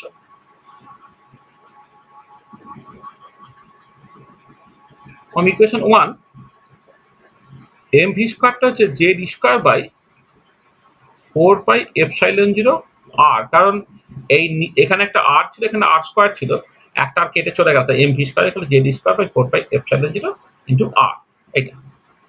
আচ্ছা, এবারে এইখানে তুমি কি লিখতে পারছো? এম ভি এর জায়গায় তোমার এই 2 নম্বর ইকুয়েশন থেকে ভিটা তুমি বসিয়ে দিচ্ছি n h by twice pi m r, n h by twice pi m into r, এইটা তার স্কোয়ার হয়ে গেল equal to Z square by 4πε0 into r. তাহলে কি পেলাম বুঝতে পারছো? যে 2 নম্বর ইকুয়েশন থেকে তুমি জাস্ট ভিটাকে n h by twice pi m r বসিয়ে দিলে ভি এর জায়গায়। তাহলে ভি এর জায়গায় এটা বসিয়ে কোথা থেকে পেলে? তাহলে ফ্রম ইকুয়েশন 2 তুমি এটা পেলে।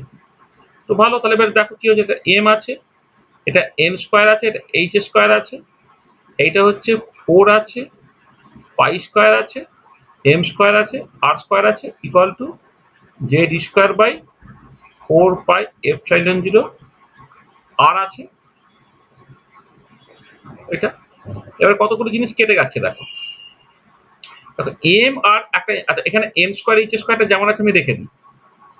এখানে দেখো এম আর এম স্কোয়ার একটা কেটে গিয়ে একটা এম হলো, 4π কে একটা পাই রয়ে গেছে, একটা পাই রইলো, একটা এম একটা রইলো, আর স্কোয়ার আর কেটে গিয়ে একটা আর রইলো, এইটা ডান দিকে রইলো জেড স্কোয়ার বাই 4 কেটে গেছে, পাই কেটে গেছে, শুধুমাত্র ε0টা পড়ে আছে।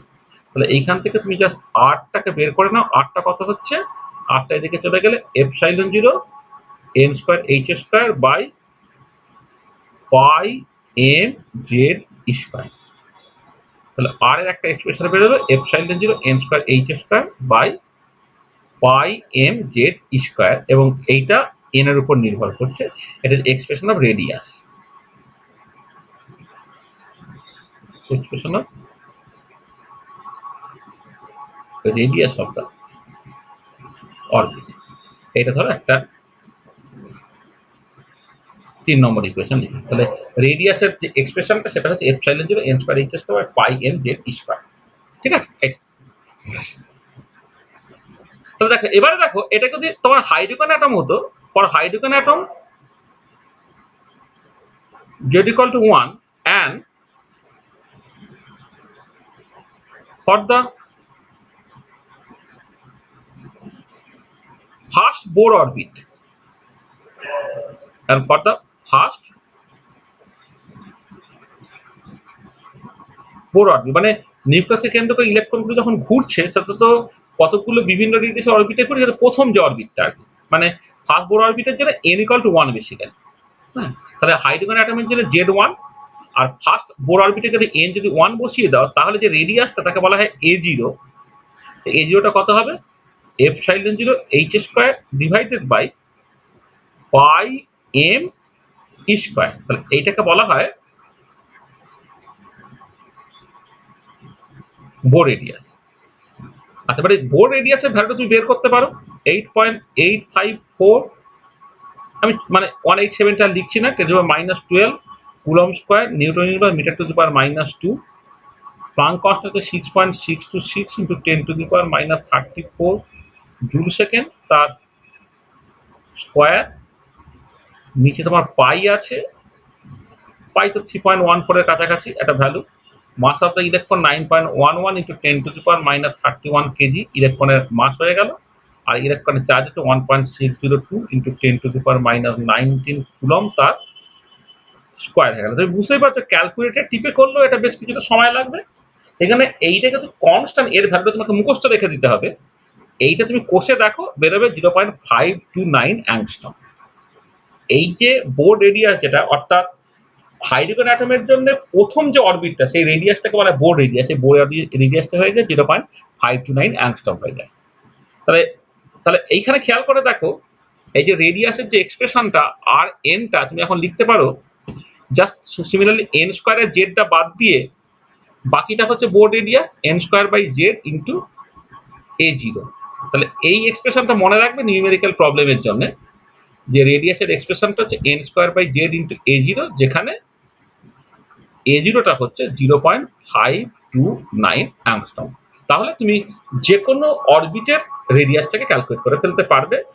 শুধুমাত্র হাইড্রোজেন অ্যাটম না, হাইড্রোজেন লাইক যদি অন্যান্য আয়ন হয় তার জেডটা পাল্টাবে, তার ক্ষেত্রে রেডিয়াসটা তুমি বের করে ফেলতে পারবে। তাহলে আমি দেখো প্রথমে রেডিয়াসের এক্সপ্রেশনটাকে বের করে ফেললাম এই দুটো কন্ডিশন থেকে, একটা হচ্ছে মেকানিক্যাল ফোর্স ব্যালেন্স আর একটা বোর্স কোয়ান্টাইজেশন, এই দুটো ইকুয়েশন থেকে জাস্ট একটুখানি অ্যালজেব্রা কষলাম, কষে আমি রেডিয়াসটাকে বের করে ফেলতে পারলাম। আর এবারে চলে এসছো স্পিডটা, স্পিড অফ দ্য ইলেকট্রন। আমি ভেলোসিটি বলছি না, কারণ এখানে আমি মানে শুধুমাত্র ম্যাগনিটিউডটাকে ক্যালকুলেট করবো। আর ভেলোসিটিটা তুমি যে কোনো ইকুয়েশন থেকে পেয়ে যেতে পারো। তাহলে 2 নম্বর ইকুয়েশন থেকে ভেলোসিটিটা কত, nh by twice pi m r. তাহলে এটা হয়ে যাচ্ছে nh by twice pi m r. তাহলে এটা nh by twice pi m আরটা আমি এখান থেকে বসিয়ে দিচ্ছি, আর এর এক্সপ্রেশনটা বসিয়ে দিচ্ছি, epsilon 0 n square h square, আর উপরে কি থেকে যাচ্ছে না pi m Z square, pi m Z square. এটা তাহলে কি কি কেটে যাচ্ছে দেখো, একটা পাই পাই কেটে চলে গেল, একটা এম এম কেটে চলে গেল, তাহলে উপরে একটা জেড স্কয়ার হলো, নিচে twice epsilon 0 n into H হলো। দেখো N H R N square H square কেটে গিয়ে একটা এন এইচ হলো, নিচে একটা এপসাইলন 0 হলো, একটা 2 এলো, পাই পাই কেটে গেল, এম এম কেটে গেল, তাহলে এই জিনিসটা বেরোলো। তাহলে দেখো এই ভেলোসিটিটা বা স্পিডটা, স্পিডের এক্সপ্রেশনটা বেরিয়ে গেল হচ্ছে এইটা, z square by 2 epsilon 0 n into h. আচ্ছা এবারে দেখো for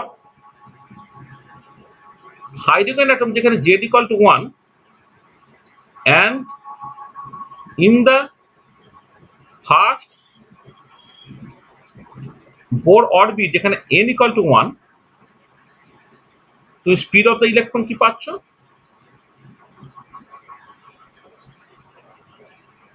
speed of the electron সেটা আমি v1 নাম দিচ্ছি, সেটা হয়ে যাবে কত e square by 2 epsilon 0 into h. এই যে n এর জায়গায় 1, z এর জায়গায় 1 বসিয়ে দিচ্ছি এইটা। আচ্ছা এবারে এইটা জাস্ট লিখতে হয় আলফা ইন্টু সি, এটা লিখতে হয় আলফা ইন্টু সি, যেখানে এটা সিটা হচ্ছে তোমার speed of light, speed of light, আর আলফাটা তাহলে কি হবে v1 বাই সি, অর্থাৎ e square by 2 epsilon 0 c into h. এইটা এটা হলো, এইটাকে বলা হয় ফাইন স্ট্রাকচার কনস্ট্যান্ট, এটাকে বলা হয় fine structure, fine structure constant বলা হয় একে, এইটা। আচ্ছা এবার এর ভ্যালুটা তুমি ক্যালকুলেট করতে পারো, 1.602 into 10 to the power minus 31 KG তার স্কোয়ার। নিচে ভ্যালুগুলোকে বসিয়ে দিলে 2 into 8.854 into 10 to the power minus 12 coulomb square newton বা meter to the power minus 2 into light speed 3 into 10 to the power 8 meter per second into 6.626 into 10 to the power minus 34 joule second. এটা করলে approximately 1/137 এরকম বেরোয়, approximately 1/137 বেরোয়। তার মানে দেখো, তাহলে তুমি যখন অন্যান্য ভেলোসিটিগুলো বের করতে চাইবে, তাহলে তুমি কি করবে না জেড বাই এন করে দাও ইন্টু আলফা ইন্টু সি। তাহলে এই এক্সপ্রেশনটা বেসিক্যালি তুমি ব্যবহার করতে পারবে যে যদি হাইড্রোজেন অ্যাটমেরই n equal to 1 বাদ দিয়ে অন্য অরবিটে যখন ইলেকট্রনটা ঘুরছে তার যদি স্পিড বের করতে চাও, বা হাইড্রোজেন অ্যাটম নয় হাইড্রোজেন লাইক অন্যান্য যে আয়নসগুলো আছে তার যদি স্পিড বের করতে যাও, তাহলে এই ফর্মুলায় বসে তুমি যদি স্পিডটা বের করো, সেটা হচ্ছে দেখো তোমার করতে অনেক সহজ হবে, তোমাকে অনেক ক্যালকুলেশন জাস্ট তুমি অ্যাভয়েড করতে পারবে। তাহলে স্পিডের যদি এই এক্সপ্রেশনটা জেনারেল এক্সপ্রেশন, কিন্তু বেটার হচ্ছে এই ফর্মে তোমার নিউমেরিক্যাল প্রবলেমগুলোকে করাটা হচ্ছে বুদ্ধিমানের কাজ হবে, যেখানে তোমার আলফাটা হচ্ছে 1/137, সেটা হচ্ছে স্পিড অফ লাইট। এটা তাহলে স্পিড অফ দ্য ইলেকট্রন সেটাও আমি এখান থেকে পেয়ে গেলাম, রেডিয়াসও পেয়ে গেছি, স্পিডও পেয়ে গেছি। আচ্ছা এবার আমি এনার্জি ক্যালকুলেট করবো। আচ্ছা প্রথমে কাইনেটিক এনার্জি অফ দ্য ইলেকট্রনটা দেখে নাও, kinetic energy of the electron. আর kinetic energy of the electron যখন তুমি করছো, সেটা হচ্ছে দেখো এটা তো half m v square, half m v square. এবারে এই যে 1 নম্বর ইকুয়েশন ছিল সেখান থেকে এম ভি স্কোয়ার বাই আরটা হচ্ছে এইটা, তো তাহলে এম ভি স্কোয়ারটা কত, Z square by 4 pi epsilon 0 into r. তাহলে এবারে তাহলে হাফ এম ভি স্কোয়ার হয়ে যাচ্ছে Z square by 8 pi epsilon 0 into r. তাই এটা হয়ে যাচ্ছে Z square by 8 pi epsilon 0, মানে এটা এই যে এখানে দেখো বললাম, এই যে এখানে হাফ এম ভি স্কোয়ার আর আর কেটে গেল, তাহলে Z square by 8 pi epsilon 0 into r, 8 pi epsilon 0 into r. এটা হচ্ছে তোমার কাইনেটিক এনার্জি। আচ্ছা, পোটেনশিয়াল এনার্জি কত হয়? Potential energy of the electron, potential এনার্জিটা সবসময় এই যদি কুলম্বিক অ্যাট্রাকটিভ ফোর্স আছে তার জন্য পোটেনশিয়াল এনার্জি এক্সপ্রেশনটা বেরোয় এইটা, minus Z square by 4 pi epsilon 0 r. তাহলে পোটেনশিয়াল এনার্জিটা minus Z square by 4 pi epsilon 0 r. মানে এই পোটেনশিয়াল এনার্জিটা কি করে, এটা আসলে ইন্টিগ্রেশন থেকে বেরোয়। সেই ইন্টিগ্রেশনটা তোমরা তো ঠিক জানো না, মানে ধরো এই মানে মানে এটা এটা আমি করে দিচ্ছি না, জাস্ট বলে দিচ্ছি, তোমরা পরে একটু মানে কিছুদিন পরে তোমরা শিখে যাবে।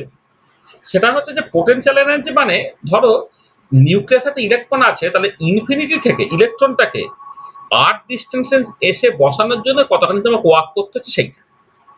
তাহলে ইনফিনিটি থেকে একটা ইলেকট্রনকে আর দূরত্বে এনে বসানোর জন্য যে ওয়ার্কটা তোমার করতে হলো সেটা হচ্ছে পোটেনশিয়াল এনার্জি, এবং সেটা হয়ে যায় হচ্ছে minus Z square by 4 by epsilon 0 into r. এটা বেরোয়। তাহলে এইটা হচ্ছে কাইনেটিক এনার্জি, এটা হচ্ছে পোটেনশিয়াল এনার্জি। তা টোটাল এনার্জিটা কত? টোটাল এনার্জি ইটা, সেটা তো kinetic energy plus potential energy.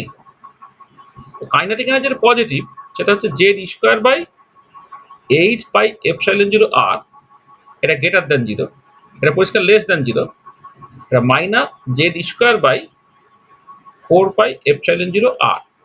কত হলো এটা? Minus Z square by 4 pi, sorry 8 pi, 8 pi epsilon 0 r. এইটা হচ্ছে আমার টোটাল এনার্জিটা। এটা তাহলে minus Z square by 8 pi epsilon 0 r. তার মানে দেখো পরিষ্কার হচ্ছে this energy is negative,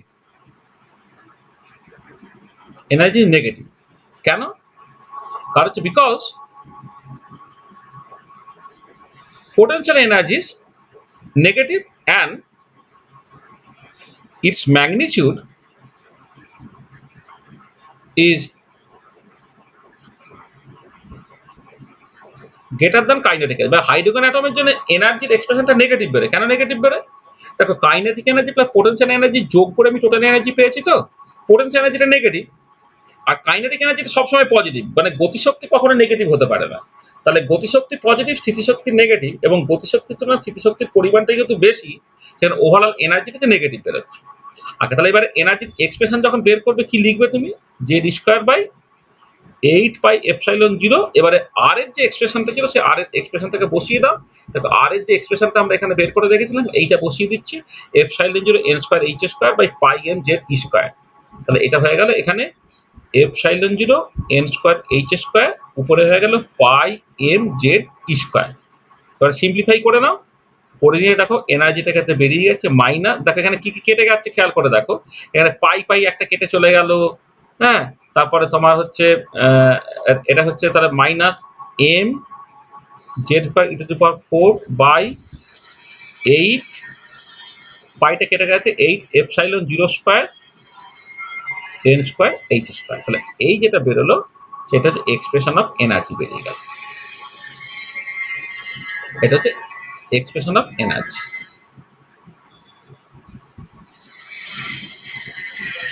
expression of energy. তো দেখো তাহলে বোর থিওরি থেকে আমি যে যে জিনিসগুলো ক্যালকুলেট করে বলেছে, এনার্জির এক্সপ্রেশন, রেডিয়াসের এক্সপ্রেশন এবং স্পিডের এক্সপ্রেশন, সেই এক্সপ্রেশনগুলো আমি বের করে ফেলেছি। ঠিক আছে, বলো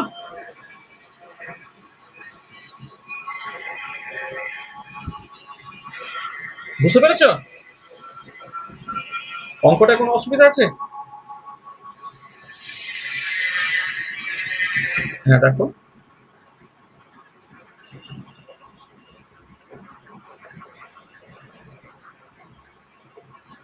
হুম,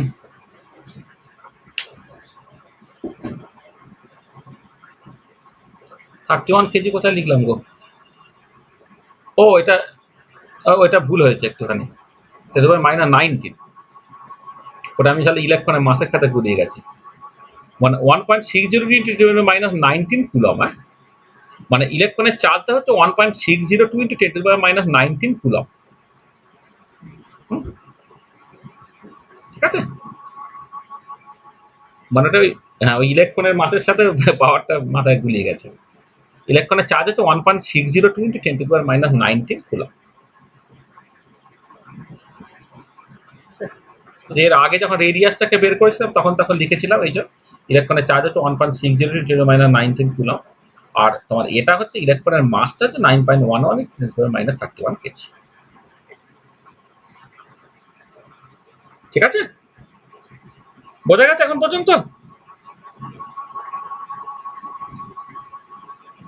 বুঝছেন? আচ্ছা, এবারে দেখো, এবারে আমি কতগুলো জিনিস প্রথমে বের করব। প্রথমে আমি যেটা বের করবো সেটা হচ্ছে আয়নাইজেশন এনার্জি। আর আয়নাইজেশন এনার্জি বের করার জন্য প্রথমে আমি যেটা করি যে spacing between two energy level. ধরো আমি এনার্জি গ্যাপটাকে ক্যালকুলেট করছি কোথা থেকে কোথায়। ধরে নাও যদি N2 থেকে N1 লেভেলে আসে তাহলে তার জন্য এনার্জি গ্যাপটা আমি ক্যালকুলেট করব। এর মানেটা কি? তাহলে এখানে হচ্ছে যখন কোয়ান্টাম নাম্বারটা N2 তখন energy, minus quantum number N1 তার এনার্জি, এই ডিফারেন্সটা। এইটা কত?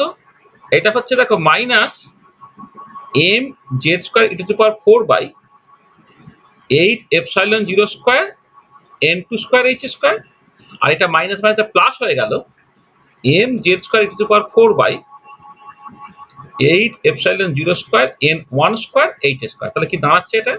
এটা হয়ে যাচ্ছে mz²e⁴8ε0²h² into 1/n1² minus 1/n2²। এটা যেখানে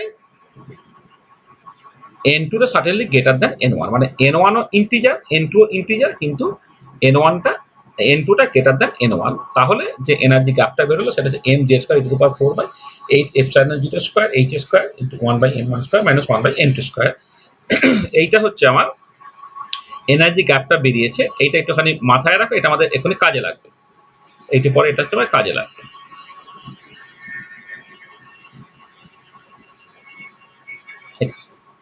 আচ্ছা, এবারে দেখো আয়নাইজেশন এনার্জি কাকে বলে? আয়নাইজেশন এনার্জি মানে, বা অনেক সময় আয়নী ভবন বিভব বলা হয়, যে কোনো একটা পরমাণু সর্ববহিষ্ঠ কক্ষে সবচেয়ে আলগাভাবে আবদ্ধ ইলেকট্রনটাকে বের করে দিয়ে সেখান থেকে একটা মনোপজিটিভ ক্যাটায়ন তৈরি করার জন্য যে এনার্জিটা লাগছে। মানে ধরো তুমি একটা এলিমেন্ট নিয়েছো M, সেটাকে তুমি আইসোলেটেড গ্যাসিয়াস অবস্থায় নিয়েছো, সেখানে তুমি একটা এনার্জি দিলে, এনার্জি দিয়ে তুমি M+টাকে তৈরি করলে এবং একটা ইলেকট্রন বেরিয়ে গেল। এর জন্য যে এনার্জি চেঞ্জটা হচ্ছে সেটাই হচ্ছে তোমার আয়নাইজেশন এনার্জি। এর যে এনার্জি চেঞ্জটা, সেই এনার্জিটা হচ্ছে আয়নাইজেশন এনার্জি। তাহলে এবারে দেখো, তাহলে যদি তুমি for hydrogen atom first ionisation এনার্জিটা কি হবে? এনার্জি ইজ গিভেন আজ, সেই ionisation energy for hydrogen atom তাহলে কি হবে? দেখো হাইড্রোজেন অ্যাটম ইলেকট্রনটা থাকে কোথায়? n=1 এ, তাহলে একটাই যে ইলেকট্রন সে n=1 এ থাকবে। আর সেখান থেকে ইলেকট্রনকে পাঠাতে হবে কোথায়? ইনফিনিটিতে। ইনফিনিটি মানে n2 কত? ইনফিনিটি।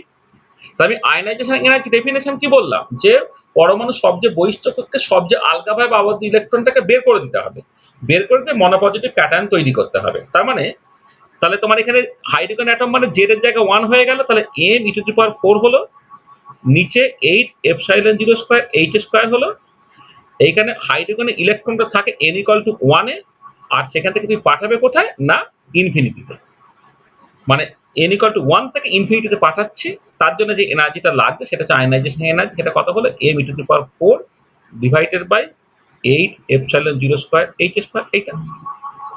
আচ্ছা, এবার এর ভ্যালু তুমি বের করতে পারো 9.11 into 10⁻³ KG into 1.602 into 10⁻19 coulomb, তার পাওয়ার হচ্ছে 4, ডিভাইডেড বাই 8 আছে into 8.854 into 10⁻12 coulomb square newton inverse metre to the power -2 আছে, তার স্কোয়ার আছে ইন্টু 6.626 ইন্টু 10⁻34 জুল সেকেন্ড আছে, এটা প্লাঙ্ক কনস্ট্যান্ট ফেলে এইটা আছে।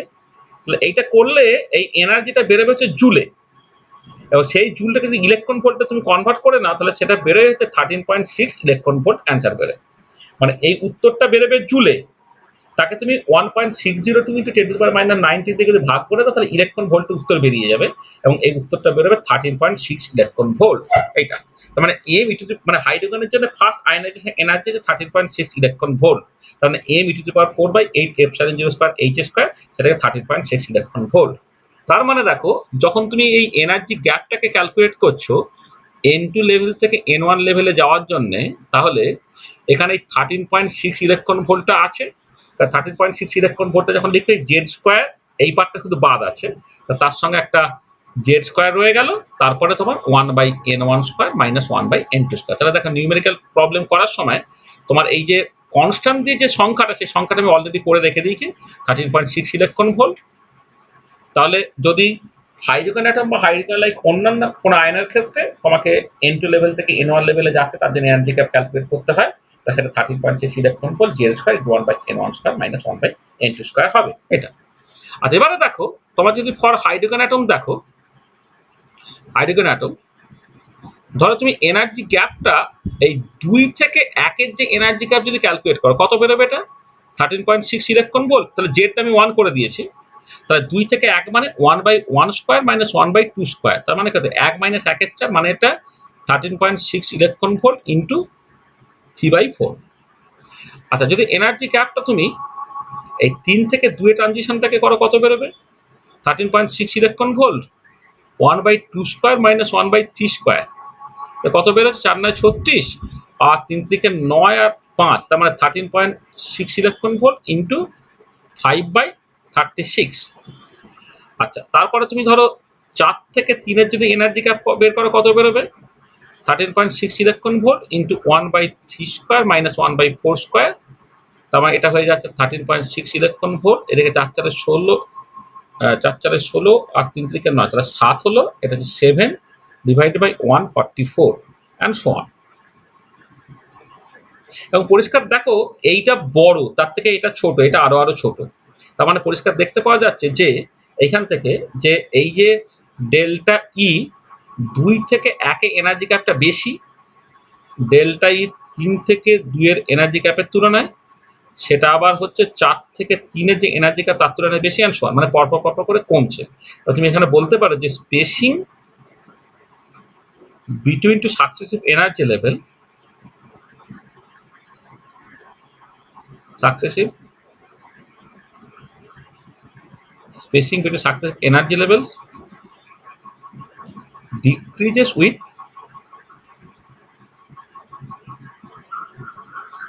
increase in n, মানে কোয়ান্টাম নাম্বার n বাড়ার সাথে সাথে spacing between successive energy level তোমার কিন্তু ডিক্রিজ করবে। হ্যাঁ, পাশাপাশি দুটো লেভেলের মধ্যে এনার্জি গ্যাপ কিন্তু ক্যাজুয়ালি ডিক্রিজ করবে। প্রথম দুটো লেভেলের মধ্যে যে এনার্জি গ্যাপ, তারপরে এনার্জি গ্যাপটা কমলো, তারপরে কমলো অ্যান্ড সো অন, তাহলে পরপর করে spacing between successive energy level decrease করবে with increasing quantum number n। ঠিক আছে, এটা তো বুঝতে পারলে। আমি দুটো পাশাপাশি লেভেলের মধ্যে এনার্জি গ্যাপগুলোকে ক্যালকুলেট করলাম, ক্যালকুলেট করে সেখান থেকে আমি দেখাতে পারছি এটা তুলনায় এটা ছোট, এটা আরো ছোট, এরকম ভাবে যাবে। হ্যাঁ, অর্থাৎ পাশাপাশি দুটো লেভেলের মধ্যে এনার্জি গ্যাপটা ডিক্রিজ করছে ইনক্রিজিং কোয়ান্টাম নাম্বার n। ঠিক আছে, বোঝা গেল? বুঝছে? বোঝা গেছ?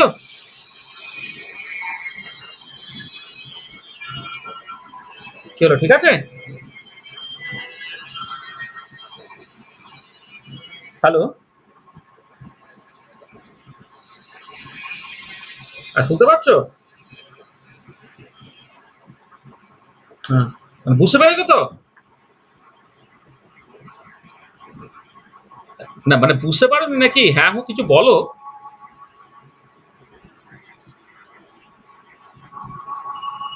না না, এইটা যেটা বেরোলো কি দুটো লেভেলের মধ্যে এনার্জি গ্যাপটা বেরোলো না। মানে এই যে ধরো,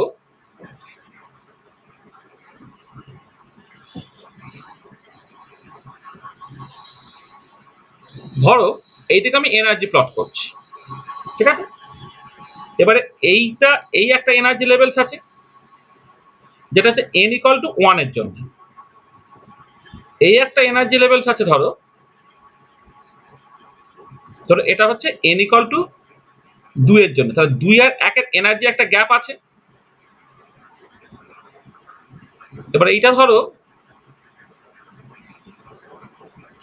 n ইকুয়াল টু 3 এর এনার্জি। তাহলে এবারে এই 2 থেকে 1 এর যে এনার্জি গ্যাপ আর 3 থেকে যে 2 এর এনার্জি গ্যাপ, তাহলে এই 1 থেকে 2 এর এনার্জি গ্যাপ তো এইটা, আর 2 থেকে 3 এর এনার্জি গ্যাপ কোনটা?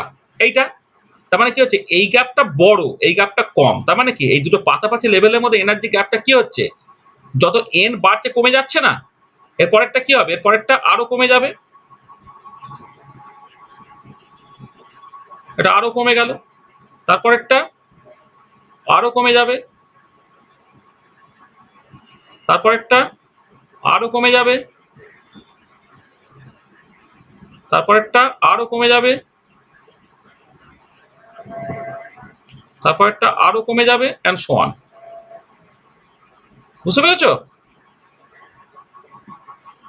n equal to 4, n equal to 5, n equal to 6, n equal to 7, n equal to 8, এগুলো যখন তুমি দেখছো, তাহলে দেখো এই যে প্রথম দুটোর মধ্যে যে গ্যাপ, তারপরে গ্যাপটা কমে গেল, তারপরে আরো কমে গেল, আরো কমে গেল, আরো কমে গেল, সেটা অঙ্ক কষে দেখতে পেলাম। তাহলে এই যে এখানে 2 আর 1 এর এনার্জি গ্যাপ, এখানে 3 আর 2 এর এনার্জি গ্যাপ, এখানে 4 আর 3 এর এনার্জি গ্যাপ। তবে এখানে এটা দেখো, এখানে 13.6 ইলেকট্রন ভোল্ট তো কমন। 3 এর 4 বড় না 5 এর 36 বড়, নাকি 7 এর 144 বড়? তা 3 এর 4 থেকে 5 এর 36 তো ছোট, 5 এর 36 থেকে 7 এর 144 তো আরো ছোট। তাহলে পরিষ্কার বোঝা যাচ্ছে কি দুটো পাশাপাশি লেভেলের মধ্যে এনার্জি গ্যাপটা গ্র্যাজুয়ালি ডিক্রিজ করছে।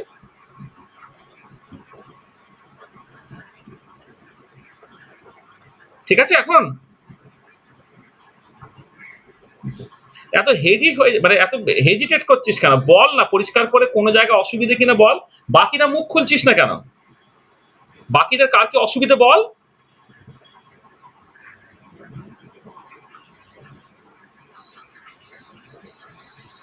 পরিষ্কার করে বল। যখন আমি জিজ্ঞেস করছি, পজ করছি যে কি অসুবিধে বল, সেটা বুঝতে পারলে বল বুঝতে পেরেছি, বুঝতে না পারলে বল, আমি একবারের বদলে 1000 বার বলবো।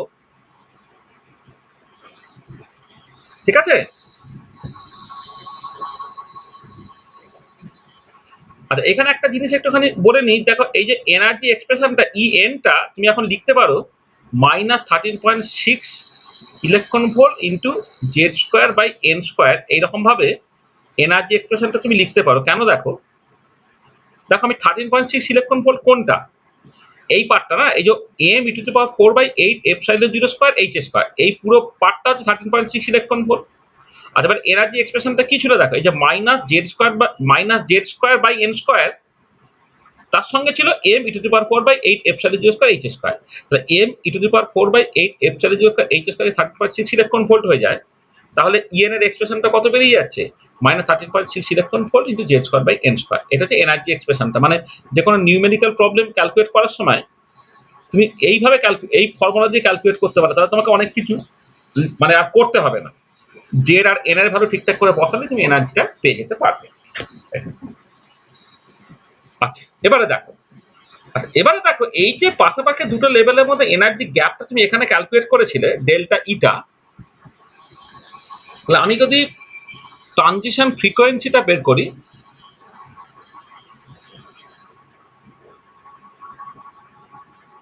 ট্রানজিশনটা ফ্রিকোয়েন্সিটা বের করি, তাহলে কি হবে? দেখো এইচ নিউ বা এইচ সি নিউ বার, এইটা হচ্ছে ডেল্টা ই এর সঙ্গে সমান হয়, যেটা বেসিক্যালি তোমার n2 থেকে n1 এর যে এনার্জি গ্যাপটা। হ্যাঁ, মানে আমি যেটা বলেছিলাম না যে এইচ নিউটা দুটো লেভেলের মধ্যে এনার্জি গ্যাপের সঙ্গে সমান হয়। তাহলে এই প্রথম যেটা লিখেছি এইচ নিউ, এই এইচ নিউ যখন লিখছি, এইটা হচ্ছে তোমার ফ্রিকোয়েন্সি, যার ইউনিট হচ্ছে সেকেন্ড ইনভার্স বা হার্জ। এইটা এবং এটা কত হচ্ছে না, এটা হচ্ছে m Z square e to to power 4/8 epsilon 0 square h square into 1/n1 square minus 1/n2 square. এই এনার্জি গ্যাপটা হচ্ছে এইটা। আচ্ছা, এবারে এইটাকে যখন তুমি এইচসি নিউ বার করবে, এইটা তখন সেন্টিমিটার ইনভার্সে হয়ে গেল, এইটা ওয়েভ নাম্বার, সেটা হচ্ছে এইটা। তাহলে আমি জেড স্কোয়ারটা যেমন আছে রেখে দিই, এটা হচ্ছে m e to to power 4/8 epsilon 0 square h square into 1/n1 square minus 1/n2 square, এইটা।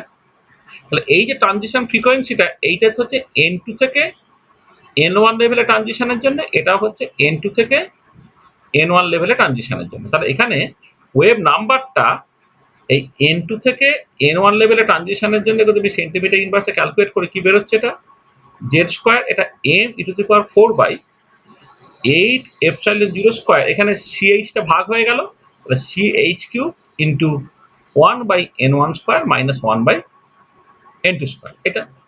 আচ্ছা, এবার ফর হাইড্রোজেন অ্যাটম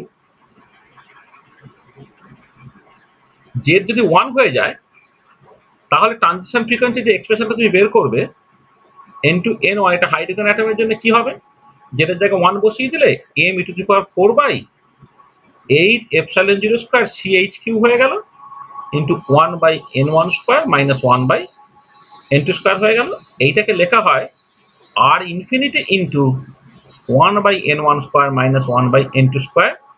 এইটা হচ্ছে ট্রানজিশন ফ্রিকোয়েন্সিটা হাইড্রোজেন অ্যাটমের জন্য, যেখানে n2 থেকে n1 লেভেলে যাচ্ছে। তাহলে এই যে ইকুয়েশনটা, এই ইকুয়েশনটা হচ্ছে বিখ্যাত তোমার রিডবার্গ ইকুয়েশন বা বামার রিডবার্গ ইকুয়েশন। এটা হচ্ছে রিডবার্গ ইকুয়েশন, হ্যাঁ, যেখানে আর ইনফিনিটি যেটা, সেটা হচ্ছে m e to to power 4/8 epsilon 0 square c into h cube, এটাকে বলা হয়, এটা হচ্ছে Rydberg constant. This is the Rydberg constant. আচ্ছা, এবং রিডবার্গ কনস্ট্যান্টের ভ্যালু তুমি বের করতে পারো আর ইনফিনিটির যেহেতু m e to to power 4/8 epsilon 0 square c h cube, এবার প্রত্যেকটা ভ্যালু তুমি বসিয়ে দাও। তোমার ইলেকট্রনের মাস হচ্ছে 9.11 into 10 to the power minus 31 KG, ইলেকট্রনের চার্জ হচ্ছে 1.602 into 10 to the power minus 19 coulomb, তার power 4 divided by 8 into 8.854 into 10 to the power minus 12 coulomb square, newton inverse metre to the power minus 2 তার square, এটা 3 into 10 to the power 8। আর এখানে না, এখানে 3 into 10 to the power 8 না করে 10 to the power 10 centimetre per second লিখছি। মানে আমি মিটার না লিখে ইচ্ছা করে সেন্টিমিটার লিখলাম, তার কারণটা হচ্ছে যে আলটিমেটলি আমি 8টাকে সেন্টিমিটার ইনভার্সে লিখবো আর কি। এটা 6.626 into 10 to the power minus 34 joule second, তার পাওয়ার কিউব। এটা যদি করো তাহলে তুমি এর অ্যাপ্রক্সিমেট ভ্যালুটা বেরোবে 109,679 সেন্টিমিটার ইনভার্স, এরকম একটা অ্যাপ্রক্সিমেট অ্যান্সার বেরোবে, সেটা রিডবার্গ কনস্ট্যান্ট। ঠিক আছে, তো দেখো, তাহলে এই হাইড্রোজেন অ্যাটমের জন্য তোমার ট্রানজিশন ফ্রিকোয়েন্সির এক্সপ্রেশনটা বেরিয়ে গেল, সেটা R infinity 1/n1 square minus 1/n2 square. R ইনফিনিটিকে বলা হচ্ছে রিডবার্গ কনস্ট্যান্ট, সেই রিডবার্গ কনস্ট্যান্টের ভ্যালু হচ্ছে 109,679 এত সেন্টিমিটার ইনভার্স, এটা। তাহলে তুমি এখানে যদি এবারে বসিয়ে দাও, তাহলে কি দাঁড়াচ্ছে, তাহলে ট্রানজিশন ফ্রিকোয়েন্সি যেটা, ট্রানজিশন ফ্রিকোয়েন্সি নিউ বারটা n2 থেকে n1 এ গেলে in the unit of centimetre inverse তোমার কি হবে, জেড স্কোয়ার হবে, আর ইনফিনিটি হবে 1/n1 square minus 1/n2 square হবে। এইটা হচ্ছে তোমার ট্রানজিশন ফ্রিকোয়েন্সি এক্সপ্রেশন বেরোলো। নিউমেরিক্যাল প্রবলেম করার সময় তোমাকে আর এই এত কিছু, এই যে এখানে যে ট্রানজিশন ফ্রিকোয়েন্সির এক্সপ্রেশনটা বেরিয়েছে, সেখানে তোমার ওই এম ই এপসাইলন 0 সিএইচ এগুলো আলাদা করে বসানোর দরকার পড়বে না। এটা অ্যাজ এ হোল কনস্ট্যান্ট হিসেবে, রিডবার্গ কনস্ট্যান্ট হিসেবে এসে গেছে। তাহলে তুমি রিডবার্গ কনস্ট্যান্ট কিন্তু তার সঙ্গে জেড স্কোয়ার আছে, তারপর 1/n1 square minus 1/n2 square, এটা হচ্ছে ট্রানজিশন ফ্রিকোয়েন্সির এক্সপ্রেশনটা বেরিয়ে গেছে। আচ্ছা, এবারে দেখো তোমার ফর হাইড্রোজেন অ্যাটম, আর এই যে এক্সপ্রেশনে n1টা হচ্ছে 1 থেকে শুরু, আর N2টা হচ্ছে 2 3 4, এই তো শুরু। এটা মানে N1টা থেকে মানে সবসময় খেয়াল রাখবে N2টা গ্রেটার দেন N1। আচ্ছা, এবারে স্পেসিফিক্যালি দেখো, ওর হাইড্রোজেন অ্যাটম ধরো N1টা 1 আর N2টা তোমার 2 3 4 ডট ডট ডট ডট হয়েছে। তাহলে N1টা হচ্ছে 1 আর N2টা হচ্ছে 2 3 4 ইত্যাদি ইত্যাদি হয়েছে। তাহলে যেটা পাবে তুমি সেটাকে বলা হবে লাইমান সিরিজ, এবং এটা পাওয়া যায় আল্ট্রাভায়োলেট রিজিয়নে। মানে ইলেকট্রোম্যাগনেটিক রেডিয়েশনে যেটা আল্ট্রাভায়োলেট রিজিয়ন, সেই রিজিয়নে তুমি লাইমান সিরিজ পাবে। মানে দেখো এখানে হাইড্রোজেন অ্যাটম করেছো, অর্থাৎ Z = 1 করে দিয়েছো। N1 এর জায়গায় 1 বসাতে, কিন্তু N2 এর জায়গায় 2 3 4 5 6 যা খুশি বসাতে পারো। তাহলে যেটা পাবে অনেকগুলো লাইন পাবে, তাকে লাইমান সিরিজ। আচ্ছা, N1 = তুমি 2 নাও, N2টাকে 3 4 5 এইগুলো নাও, তাহলে যেটা পাবে সেটাকে বলা হয় বামার সিরিজ, যেটা ভিজিবল রিজিয়নে পাওয়া যায়। হ্যাঁ, এবং এইখানে তুমি করসপন্ডিং যে এটা ফ্রিকোয়েন্সির এক্সপ্রেশনটা, সেটা বেরোবে কত, R infinity into 1/2² minus 1/n² with এনটা হচ্ছে 2 3 4 ইত্যাদি। মানে হাইড্রোজেন অ্যাটমের জন্য জেডটা 1 হয়ে গেল, আর ইনফিনিটি রয়ে গেল। এবারে বামার সিরিজে N1 এর জায়গায় 2 বসাও, আর N2 এর জায়গায় n বসাচ্ছি, nটা যেখানে 2 3 4 5 6 ইত্যাদি হতে পারে। এটা হচ্ছে বামার সিরিজ, এবং এই যে ইকুয়েশনটা, এটাকে বলা হয় বামার রিডবার্গ ইকুয়েশন। এটা যে বামার রিডবার্গ ইকুয়েশন। ঠিক একই রকম করে N1 = ধরো 3 হলো, N2টা হচ্ছে তোমার 4 5 6 এগুলো যদি হয়, এটা হচ্ছে percent series. Percent series N1 = 4, N2 = 5 6 7 এসব হলে percent bracket bracket series N1 = 5, N2 = 6 7 8 এইগুলো হলে fun series PFUND fun series N1 = 6 আর N2 = 7 8 9 এগুলো হলে একে বলা হয় হামফ্রে সিরিজ। এবং এরা সবাই হচ্ছে IR রিজিয়নে পাওয়া যায়, ইনফ্রারেড রিজিয়নে। এটা ইনফ্রারেডে, এটা ইনফ্রারেডে, এটা ইনফ্রারেডে, এটা ইনফ্রারেডে।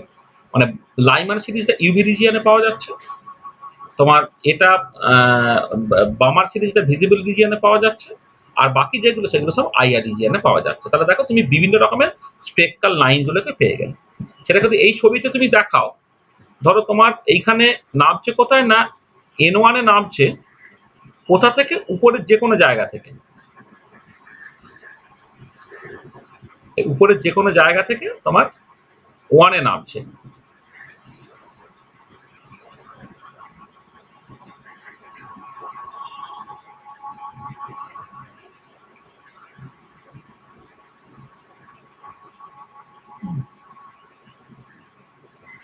উপরের যে কোনো এনার্জি লেভেল থেকে যদি N1 = 1 এ নামে, যে সিরিজটা পেলে তাকে বলতে লাইমান সিরিজ।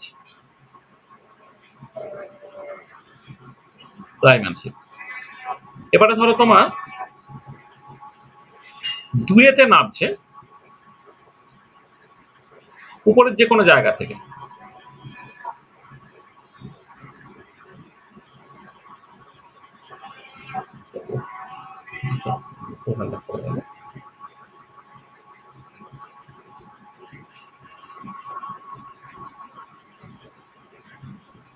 এইটা পাবে যেটা হচ্ছে Balmer series.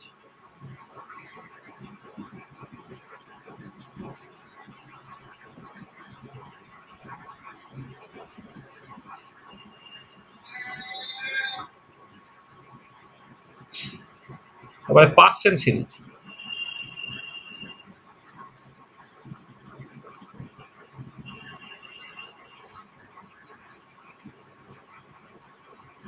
Brackett series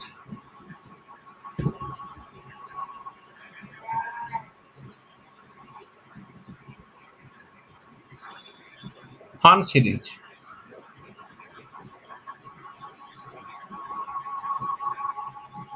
Humphreys series মানে হাইড্রোজেন অ্যাটমের যে বিভিন্ন স্পেকট্রাল লাইনগুলো পাওয়া যায়, Lyman series, Balmer series, Paschen series, Brackett series, Pfund series, Humphreys series, সেগুলো তুমি দেখতে পেয়ে গেছো। তার মানে কি করলাম, আমি ট্রানজিশন ফ্রিকোয়েন্সির এক্সপ্রেশন থেকে বের করলাম হাইড্রোজেন অ্যাটম প্রবলেমের ক্ষেত্রে।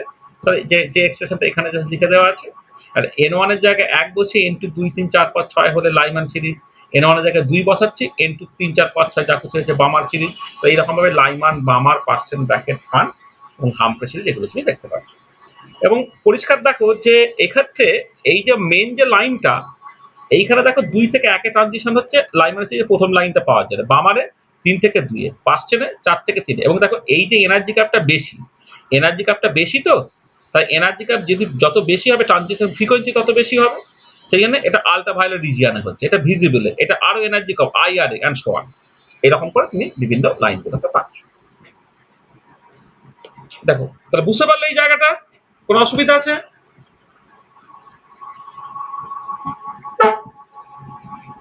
ঠিক আছে।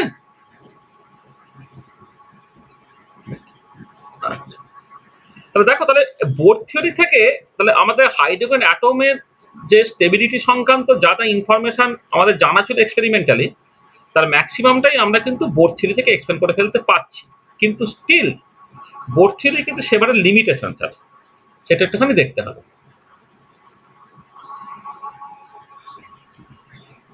লিমিটেশনস অফ বোর থিওরি বা বোর মডেল। বোর থিওরি বা বোর মডেলের অনেক লিমিটেশন আছে। কি কি লিমিটেশন? আচ্ছা, একটার পর এক বলা যাক। প্রথম যে লিমিটেশনটা সেটা হচ্ছে যে বোর থিওরি অ্যাপ্লিকেবল শুধুমাত্র হাইড্রোজেন অ্যাটম বা হাইড্রোজেন লাইক 1 ইলেকট্রন আয়নসের জন্য। ঠিক আছে, কিন্তু যদি এমন হয় যে কোনো একটা পার্টিকুলার সিস্টেম ইলেকট্রনের সংখ্যা এক থেকে বেশি, সেখানে কিন্তু বোর থিওরির অ্যাপ্লিকেবল নয়। তাহলে বোর থিওরি বা Bohr's model is applicable for hydrogen atom or hydrogen like 1 electron ions. ঠিক আছে, it fails for many electron atom or ions. ঠিক আছে, the Bohr's model is applicable for hydrogen atom or hydrogen like 1 electron ions.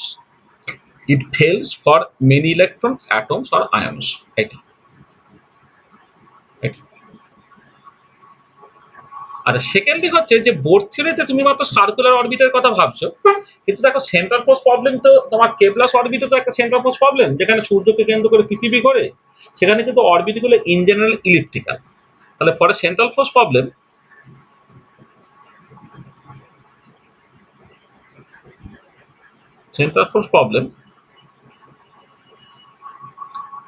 orbits are in general elliptical, but Bohr considered the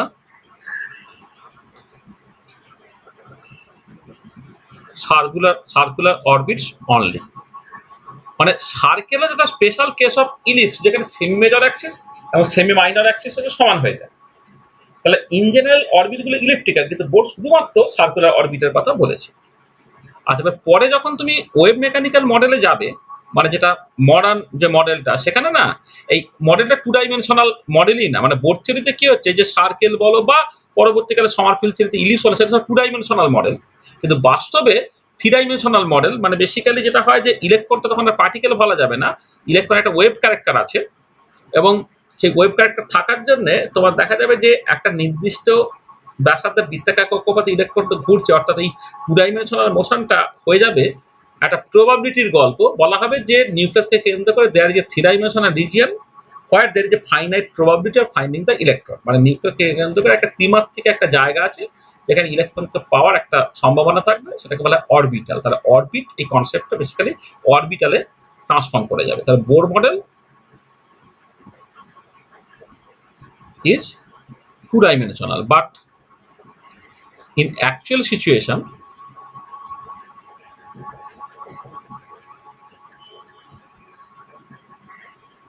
it should be three dimensional, should be three dimensional. তাহলে concept of orbit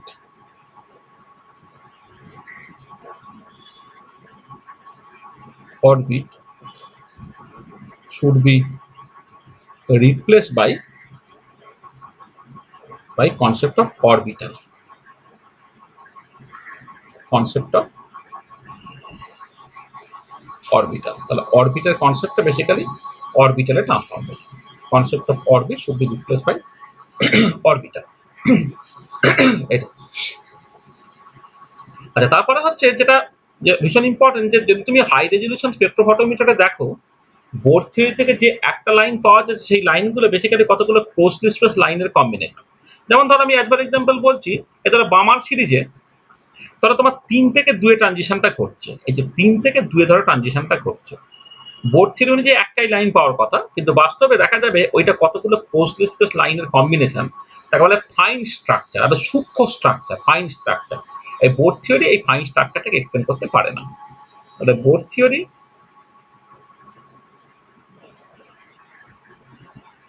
cannot explain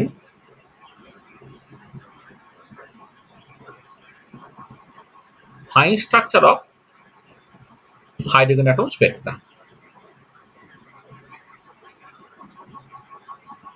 মানে এটা বাইরে থেকে হয়তো দেখে একটা line মনে হচ্ছে, কিন্তু হাই রেজলিউশন স্পেকট্রোফটোমিটারের নিচে তুমি যদি দেখো, দেখবে ওটা অ্যাকচুয়ালি একটা লাইন না, কতগুলো ক্লোজলি স্পেস লাইনের কম্বিনেশন, তাকে বলে ফাইন স্ট্রাকচার। এই বোর থিওরি কিন্তু ফাইন স্ট্রাকচারটাকে এক্সপ্লেন করতে পারে না। আচ্ছা, Bohr theory cannot explain G-man effect. আচ্ছা, G-man effect জিনিসটা কি? তুমি যদি এক্সটার্নাল ম্যাগনেটিক ফিল্ড দাও, হ্যাঁ, চৌম্বকীয় ক্ষেত্রের মধ্যে যদি তুমি কোনো একটা অ্যাটমকে রাখো, তা তুমি কি এটা দেখবে যে একটা লাইন না কতগুলো লাইনে ভেঙে যায়। এই যে স্প্লিটিংটাকে বলা হয় জি-ম্যান effect.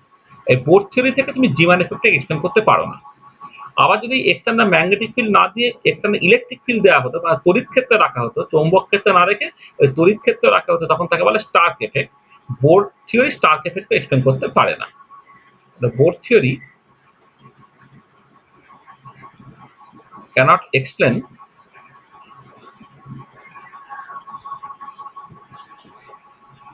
Starc effect. Bohr theory Stark এফেক্টটাকে এক্সপ্লেন করতে পারছে না।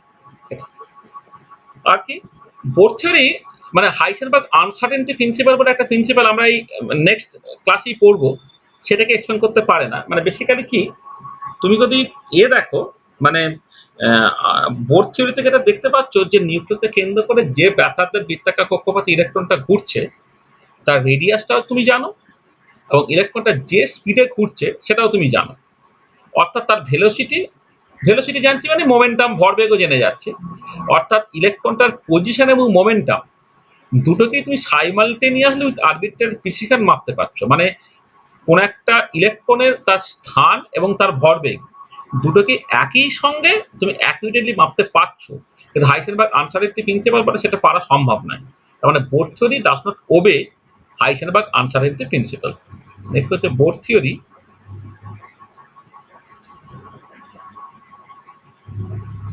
does not obey Heisenberg's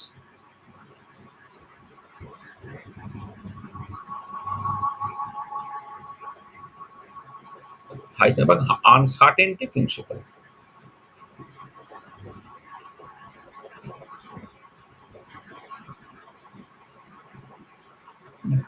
Bohr theory does not obey Heisenberg uncertainty principle.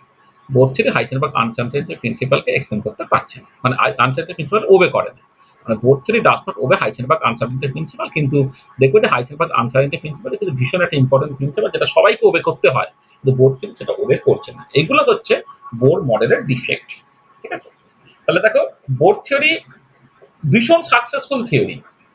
মানে অ্যাটমিক স্ট্রাকচার বা অ্যাটমিক স্পেকট্রা সংক্রান্ত যে সমস্ত লং লাস্টেড প্রবলেমস ছিল, সেগুলো বোর থিওরিতে সব সলভ হয়ে যাচ্ছে। কিন্তু স্টিল বোর থিওরির সেভারেল লিমিটেশনস আছে, এবং সেই লিমিটেশনসগুলো আস্তে আস্তে আমাকে রিজলভ করতে হয়।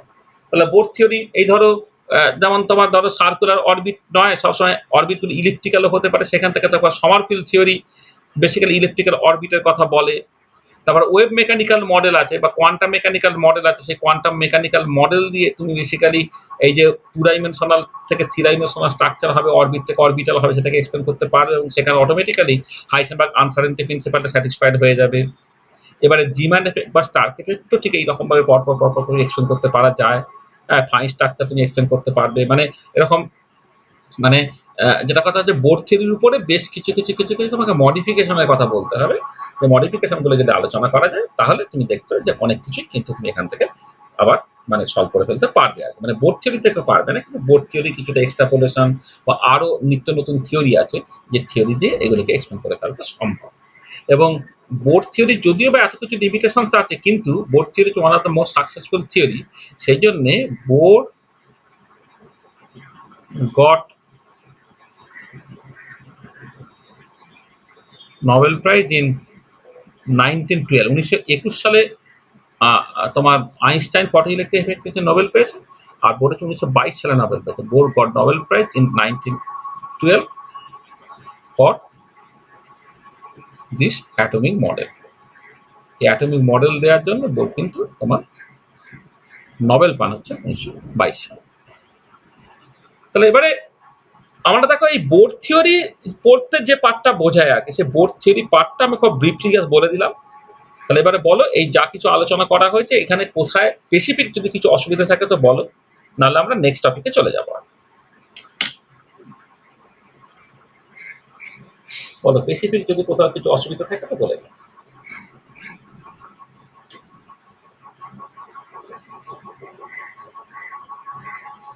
4 নম্বর আর 5 নম্বর, দেখো 4 নম্বরটা হচ্ছে যেটা বলা হচ্ছে, হ্যাঁ মানে যেটা হচ্ছে ধরো তোমার যখন বোর্ড থিওরি থেকে, ধরো আমি একটা স্পেসিফিক এক্সাম্পল দিচ্ছি যে হাইড্রোজেন অ্যাটমের ধরো 3 থেকে 2 ট্রানজিশনটা ঘটছে। ধরো একদম স্পেসিফিক্যালি বলছি, ধরো একটা এই হাইড্রোজেন অ্যাটম প্রবলেম আছে, আমি বোর্ড থিওরির মধ্যে আছি। বোর্ড থিওরি এবারে এইটা ধরো তোমার n ইকুয়াল টু 2, এটা n ইকুয়াল টু 3। তাহলে n ইকুয়াল টু 3 থেকে 2 যদি ট্রানজিশন হয়, তুমি একটা লাইন পাবে, এইটা নাম হচ্ছে বামার, মানে বামার সিরিজে এইচ আলফা লাইন। এখানে একটাই লাইন পাওয়ার কথা, এইটা এটাতে একটাই লাইন পাওয়ার কথা। কিন্তু এক্সপেরিমেন্ট কি বলে? এক্সপেরিমেন্ট বলে যখন 3 থেকে 2 তুমি দেখছো, 3 থেকে তুমি 2 যখন দেখো, এইখানে অ্যাকচুয়ালি তোমার 3টে ক্লোজ স্পেস লাইন থাকে। তা যেখানে একটা লাইন পাওয়ার কথা সেখানে তুমি 3টে লাইন পেলে। তাহলে এই 3টে লাইন কেন পাচ্ছ? তাহলে এই যে 3টে লাইন, প্রথম কথা কেন পাচ্ছ সেটা বোর্ড থিওরি থেকে এক্সপ্লেন করতে পারা যায় না। তাই এই যে একটা লাইন যেখানে পাওয়া গিয়েছিল, এখন যেটা ক্লোজলি স্পেস 3টে লাইন হলো, ক্লোজলি স্পেস 3 লাইনস, এইটাই হচ্ছে ফাইন স্ট্রাকচার। মানে যেটা বাইরে থেকে দেখে মনে হচ্ছে একটা লাইন, কিন্তু ওটা অ্যাকচুয়ালি ক্লোজলি স্পেস 3টে লাইনের কম্বিনেশন, তাকে বলে ফাইন স্ট্রাকচার। এই বোর্ড থিওরি সেই ফাইন স্ট্রাকচারটাকে এক্সপ্লেন করতে পারে না। আচ্ছা, আর জিম্যান এফেক্টটা কি? জিম্যান এফেক্ট ওই একই রকমের ব্যাপার, যে এইখানে যে তোমার একটা লাইন যে বেসিক্যালি 3টে লাইন তুমি পাচ্ছ এই পার্টিকুলার কেসে, মানে হাইড্রোজেন অ্যাটমের এইচ আলফা লাইনের জন্য। এবার এর জন্য তোমাকে এক্সটার্নাল কিছু ফিল দিতে হচ্ছে না। কিন্তু যদি এরকম হতো যে বোর্ড থ্রিতে একটা লাইন পাওয়া গেছে, কিন্তু আমি যদি একটা এক্সটার্নাল ম্যাগনেটিক ফিল্ড দিই, তখন দেখা যাচ্ছে যে ওই যে একটা লাইন বললো সেই একটা লাইন কতগুলো লাইনে ভেঙে গেছে। তাহলে এই যে একটা লাইন একাধিক লাইনে ভেঙে গেল, এইটাকে বলে জিম্যান এফেক্ট। কখন না, যখন তুমি এক্সটার্নাল ম্যাগনেটিক ফিল্ড দিচ্ছ। তাহলে এক্সটার্নাল ম্যাগনেটিক ফিল্ডের প্রেজেন্সে একটা লাইন একাধিক লাইনে ভেঙে যাওয়া তাকে বলে জিম্যান এফেক্ট। আর এটাই যদি এক্সটার্নাল ইলেকট্রিক ফিল্ডের প্রেজেন্সে হতো তখন তাকে বলে স্টার্ক এফেক্ট। তাহলে বোর্ড থিওরি হচ্ছে তোমার জিম্যান এফেক্ট এবং স্টার্ক এফেক্ট এইগুলোকে এক্সপ্লেন করতে পারে না। মানে splitting of spectral line in presence of homogeneous external magnetic field, সেটা হচ্ছে জিম্যান এফেক্ট। আর in presence of electric field সেটা হচ্ছে Stark effect. Bohr theory Zeeman effect এবং স্টার্ক এফেক্ট এই দুটোকে এক্সপ্লেন করতে পারে না। ঠিক আছে, বুঝছেন? বলার কিছু?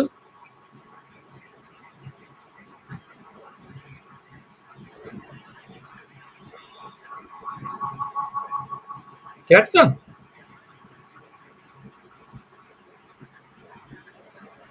আচ্ছা, তাহলে দেখো এবার আমাকে নেক্সট যে কাজটা করতে হবে, তা বোর্ড থিওরি থেকে তো অনেক কিছু বুঝতে পারা গেল না। এবারে আনফরচুনেটলি তোমাদের যে 11 এর সিলেবাসে বোর্ড থিওরি যে এত লিমিটেশনস আছে, সেই লিমিটেশন গুলোকে আস্তে আস্তে আস্তে মডিফাই করার জন্য তোমার পর পর তার মডিফিকেশন গুলো হয়। তাহলে প্রথমে যে মডিফিকেশনটা হয় সেটা আমি পরে বলবো, যে একে বলে ফাইনাইট মাস কারেকশন।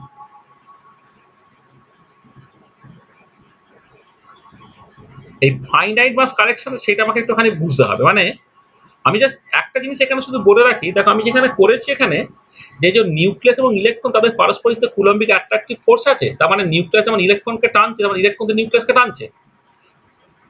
তাহলে তো যেমন ধরো তোমার পৃথিবী যেমন আপেলকে টানছে, আপেলও তো পৃথিবীকে টানে। এবারে কথাটা হচ্ছে যে আপেল পৃথিবীকে টানছে, পৃথিবী আপেলকে টানছে, তাহলে আপেলটা পৃথিবীর দিকে ছুটে গেল, কিন্তু পৃথিবী আপেলের দিকে ছুটে গেল না কেন?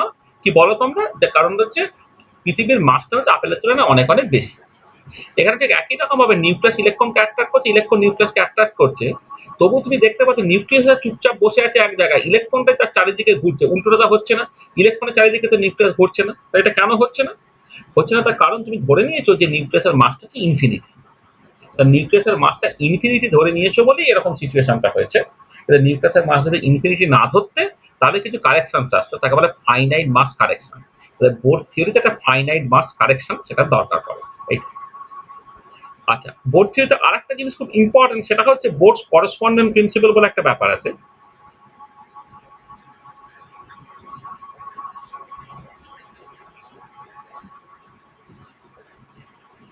এই বোর্ডস করসপন্ডেন্ট প্রিন্সিপাল একটুখানি বোঝার দরকার আছে, সেটা ভীষণ ভীষণ ইম্পর্টেন্ট। যে তোমার দেখা যাবে যে quantum mechanical concept of frequency আর ক্লাসিক্যাল কনসেপ্ট অফ ফ্রিকোয়েন্সি দুটো আলাদা। কিন্তু যদি কোয়ান্টাম নাম্বার খুব হাই হয়ে যায়, তাহলে কোয়ান্টাম মেকানিক্যালি ক্যালকুলেটেড রেজাল্টটা ক্লাসিক্যাল রেজাল্টের সাথে সমান হয়ে যায়। তাকে বলে বোর্ডস করসপন্ডেন্ট প্রিন্সিপাল। মানে ক্লাসিক্যাল রেজাল্ট আর কোয়ান্টাম রেজাল্ট আলাদা, কিন্তু কোয়ান্টাম নাম্বার খুব হাই হয়ে গেলে এই যে কোয়ান্টাম মেকানিক্যাল রেজাল্টটা ক্লাসিক্যাল রেজাল্টের সঙ্গে সমান হয়ে যাচ্ছে, একে বলা হচ্ছে বোর্ডস করসপন্ডেন্ট প্রিন্সিপাল। এই বোর্ডস করসপন্ডেন্ট প্রিন্সিপালটা একটু ভালো করে বোঝার দরকার আছে। এটা এটা আচ্ছা, এবারে যেটা দরকার সেটা হচ্ছে এই যে বোর্ড থিওরিতে তোমার বোর্ড থিওরিতে তোমার সার্কুলার অরবিটের গল্প ছিল, কিন্তু শুধুমাত্র তো অরবিট সার্কুলার নয়, সার্বিটটা ইঞ্জিনিয়ার ইলিপ্টিক্যাল হতে পারে। সেই ইলেকট্রিক্যাল অরবিটের কনসেপ্টটা যে থিওরিতে আসে সেটা বলে সমারফিল্ড থিওরি। সেটা 1914 থেকে 16 এই সময় সমারফিল্ড থিওরি এসেছিল। এবং সমারফিল্ড থিওরিতে দুটো জিনিস থাকে, একটাকে বলা হয় non relativistic Sommerfeld theory,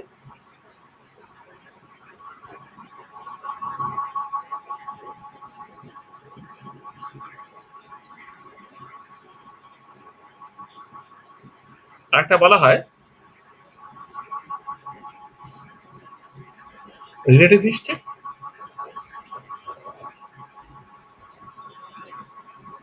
Sommerfeld theory. Non relativistic Sommerfeld theory, Sommerfeld relative Sommerfeld relativistic Sommerfeld theory. Non relativistic Sommerfeld থিওরিতে এই সার্কুলার অরবিট থেকে ইলেকট্রিক্যাল অরবিটের কনসেপ্ট তুমি বুঝতে পারবে। আর একটা ভীষণ ইম্পর্টেন্ট, যদি ফাইন স্ট্রাকচার এক্সটেন্ড করতে হয় তাহলে রিলেটিভিস্টিক সমারফিল্ড থিওরি লাগবে। যেখানে তুমি দেখবে যে বোর্ড থিওরিতে এনার্জিটা শুধুমাত্র একটা কোয়ান্টাম নাম্বার এন এর উপর ডিপেন্ড করেছে, কিন্তু বাস্তবে এনার্জিটা দুটো কোয়ান্টাম নাম্বার উপর ডিপেন্ড করে, এন এবং অ্যাজিমুথাল কোয়ান্টাম নাম্বার এল এর উপরে। এই সমারফিল্ড থিওরিতে হচ্ছে আমি দেখতে পাবো যে এনার্জিটা প্রিন্সিপাল কোয়ান্টাম এন এর সাথে সাথে অ্যাজিমুথাল কোয়ান্টাম এল এর উপর ডিপেন্ড করছে। রিলেটিভিস্টিক সমারফিল্ড থিওরিটা আমাদের দেখতে হবে। তাহলে এইগুলো, এবং তারপরে এই জিমান এফেক্ট, স্টার এফেক্ট ইত্যাদি ইত্যাদিগুলো, তাহলে এই তিনটে জিনিস বলার পরে তারপরে অ্যাকচুয়ালি আমাদের যেটা করার কথা, যে তোমার এই wave mechanical model,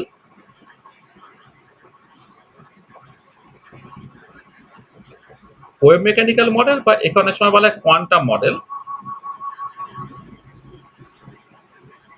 wave mechanical model বা কোয়ান্টাম মডেল, তাতে খেতে হবে। আচ্ছা, ওয়েভ মেকানিক্যাল বা কোয়ান্টাম মডেলে যাওয়ার আগে তোমাদের দুটো জিনিস পড়ে নিতে বলেছে। একটা হচ্ছে ডি ব্রগলিস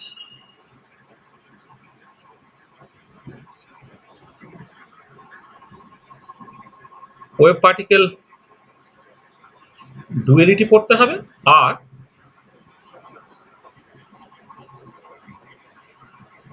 হাইসেনবার্গস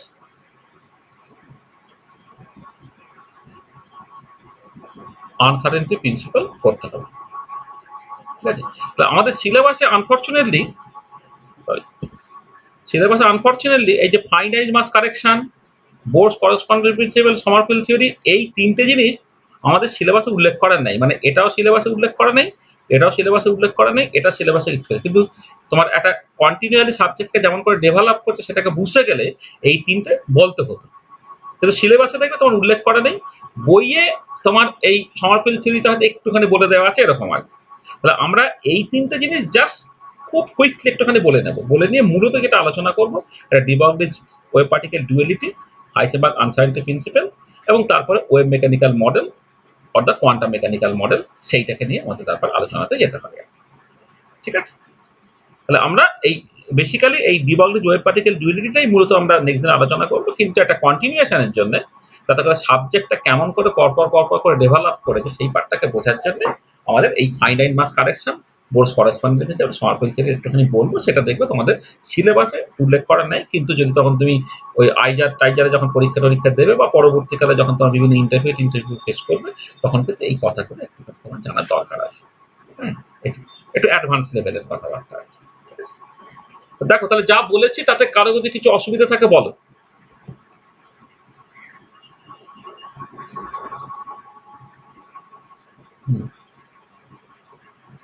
বলে দিচ্ছি, মানে ফাইনাইট মাস কারেকশন এখনো পড়িনি, আমরা পরের দিন পড়বো। আমি যেটা বললাম যে আমরা যখন বোর্ড থিওরি করেছি না, সেখানে তো ধরে নিয়েছি যে নিউক্লিয়াসটা চুপচাপ আছে, নিউক্লিয়াসকে কেন্দ্র করে ইলেকট্রনটা ঘুরছে। তাহলে এই নিউক্লিয়াসটা চুপচাপ আছে এবং নিউক্লিয়াসকে কেন্দ্র করে শুধুমাত্র ইলেকট্রনটা ঘুরছে, এই বক্তব্যটা তখনই সত্যি যখন নিউক্লিয়াসের মাসটাকে তুমি ইনফিনিটি ধরবে। মানে ইলেকট্রনের মাসের রেসপেক্টে নিউক্লিয়াসের মাস সাডেনলি বেশি, আমি জানি হাইড্রোজেন অ্যাটমের জন্য 1836 গুণ বা 1838 গুণ বেশি, কিন্তু যেটা মোদ্দা কথা সেটা হচ্ছে যে তোমার অ্যাটলিস্ট ফাইনাইট। কিন্তু যখন তুমি নিউক্লিয়াসটাকে ইনফাইনাইট মাসের ধরে নেবে, সেইটা হচ্ছে আমার বোর্ড থিওরিতে আমার ধরে নেওয়া হয়েছে যে ওই জন্য নিউক্লিয়াসটা চুপচাপ বসে আছে, ইলেকট্রনই তার চারিদিকে ঘুরছে। কিন্তু যদি তুমি ধরে নাও নিউক্লিয়াসের মাসটা ফাইনাইট, তাহলে তুমি যেটা দেখবে একটা সেন্টার অফ মাস বলে একটা ব্যাপার থাকবে, ভর কেন্দ্র। সেই ভর কেন্দ্রের চারিদিকে যেমন ইলেকট্রন ঘুরবে তেমন নিউক্লিয়াসও ঘুরতে পারবে। তাহলে তাহলে নিউক্লিয়াসের মাসটা ইনফিনিটি না ধরে নিয়ে যদি ফাইনাইট ধরো, তাহলে স্পেকটাতে কিছু বা এনার্জি এক্সপ্রেশনে কিছু পরিবর্তন হবে। সেই পরিবর্তনটাকেই বলা হচ্ছে ফাইনাইট মাস কারেকশন। ঠিক আছে,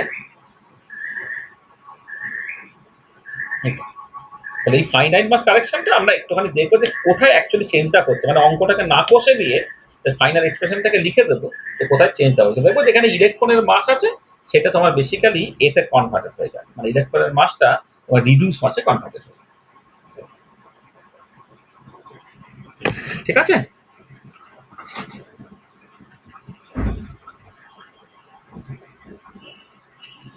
দেখো সব ঠিকঠাক করে বোঝাতে পেরেছি? কোনো অসুবিধা আছে?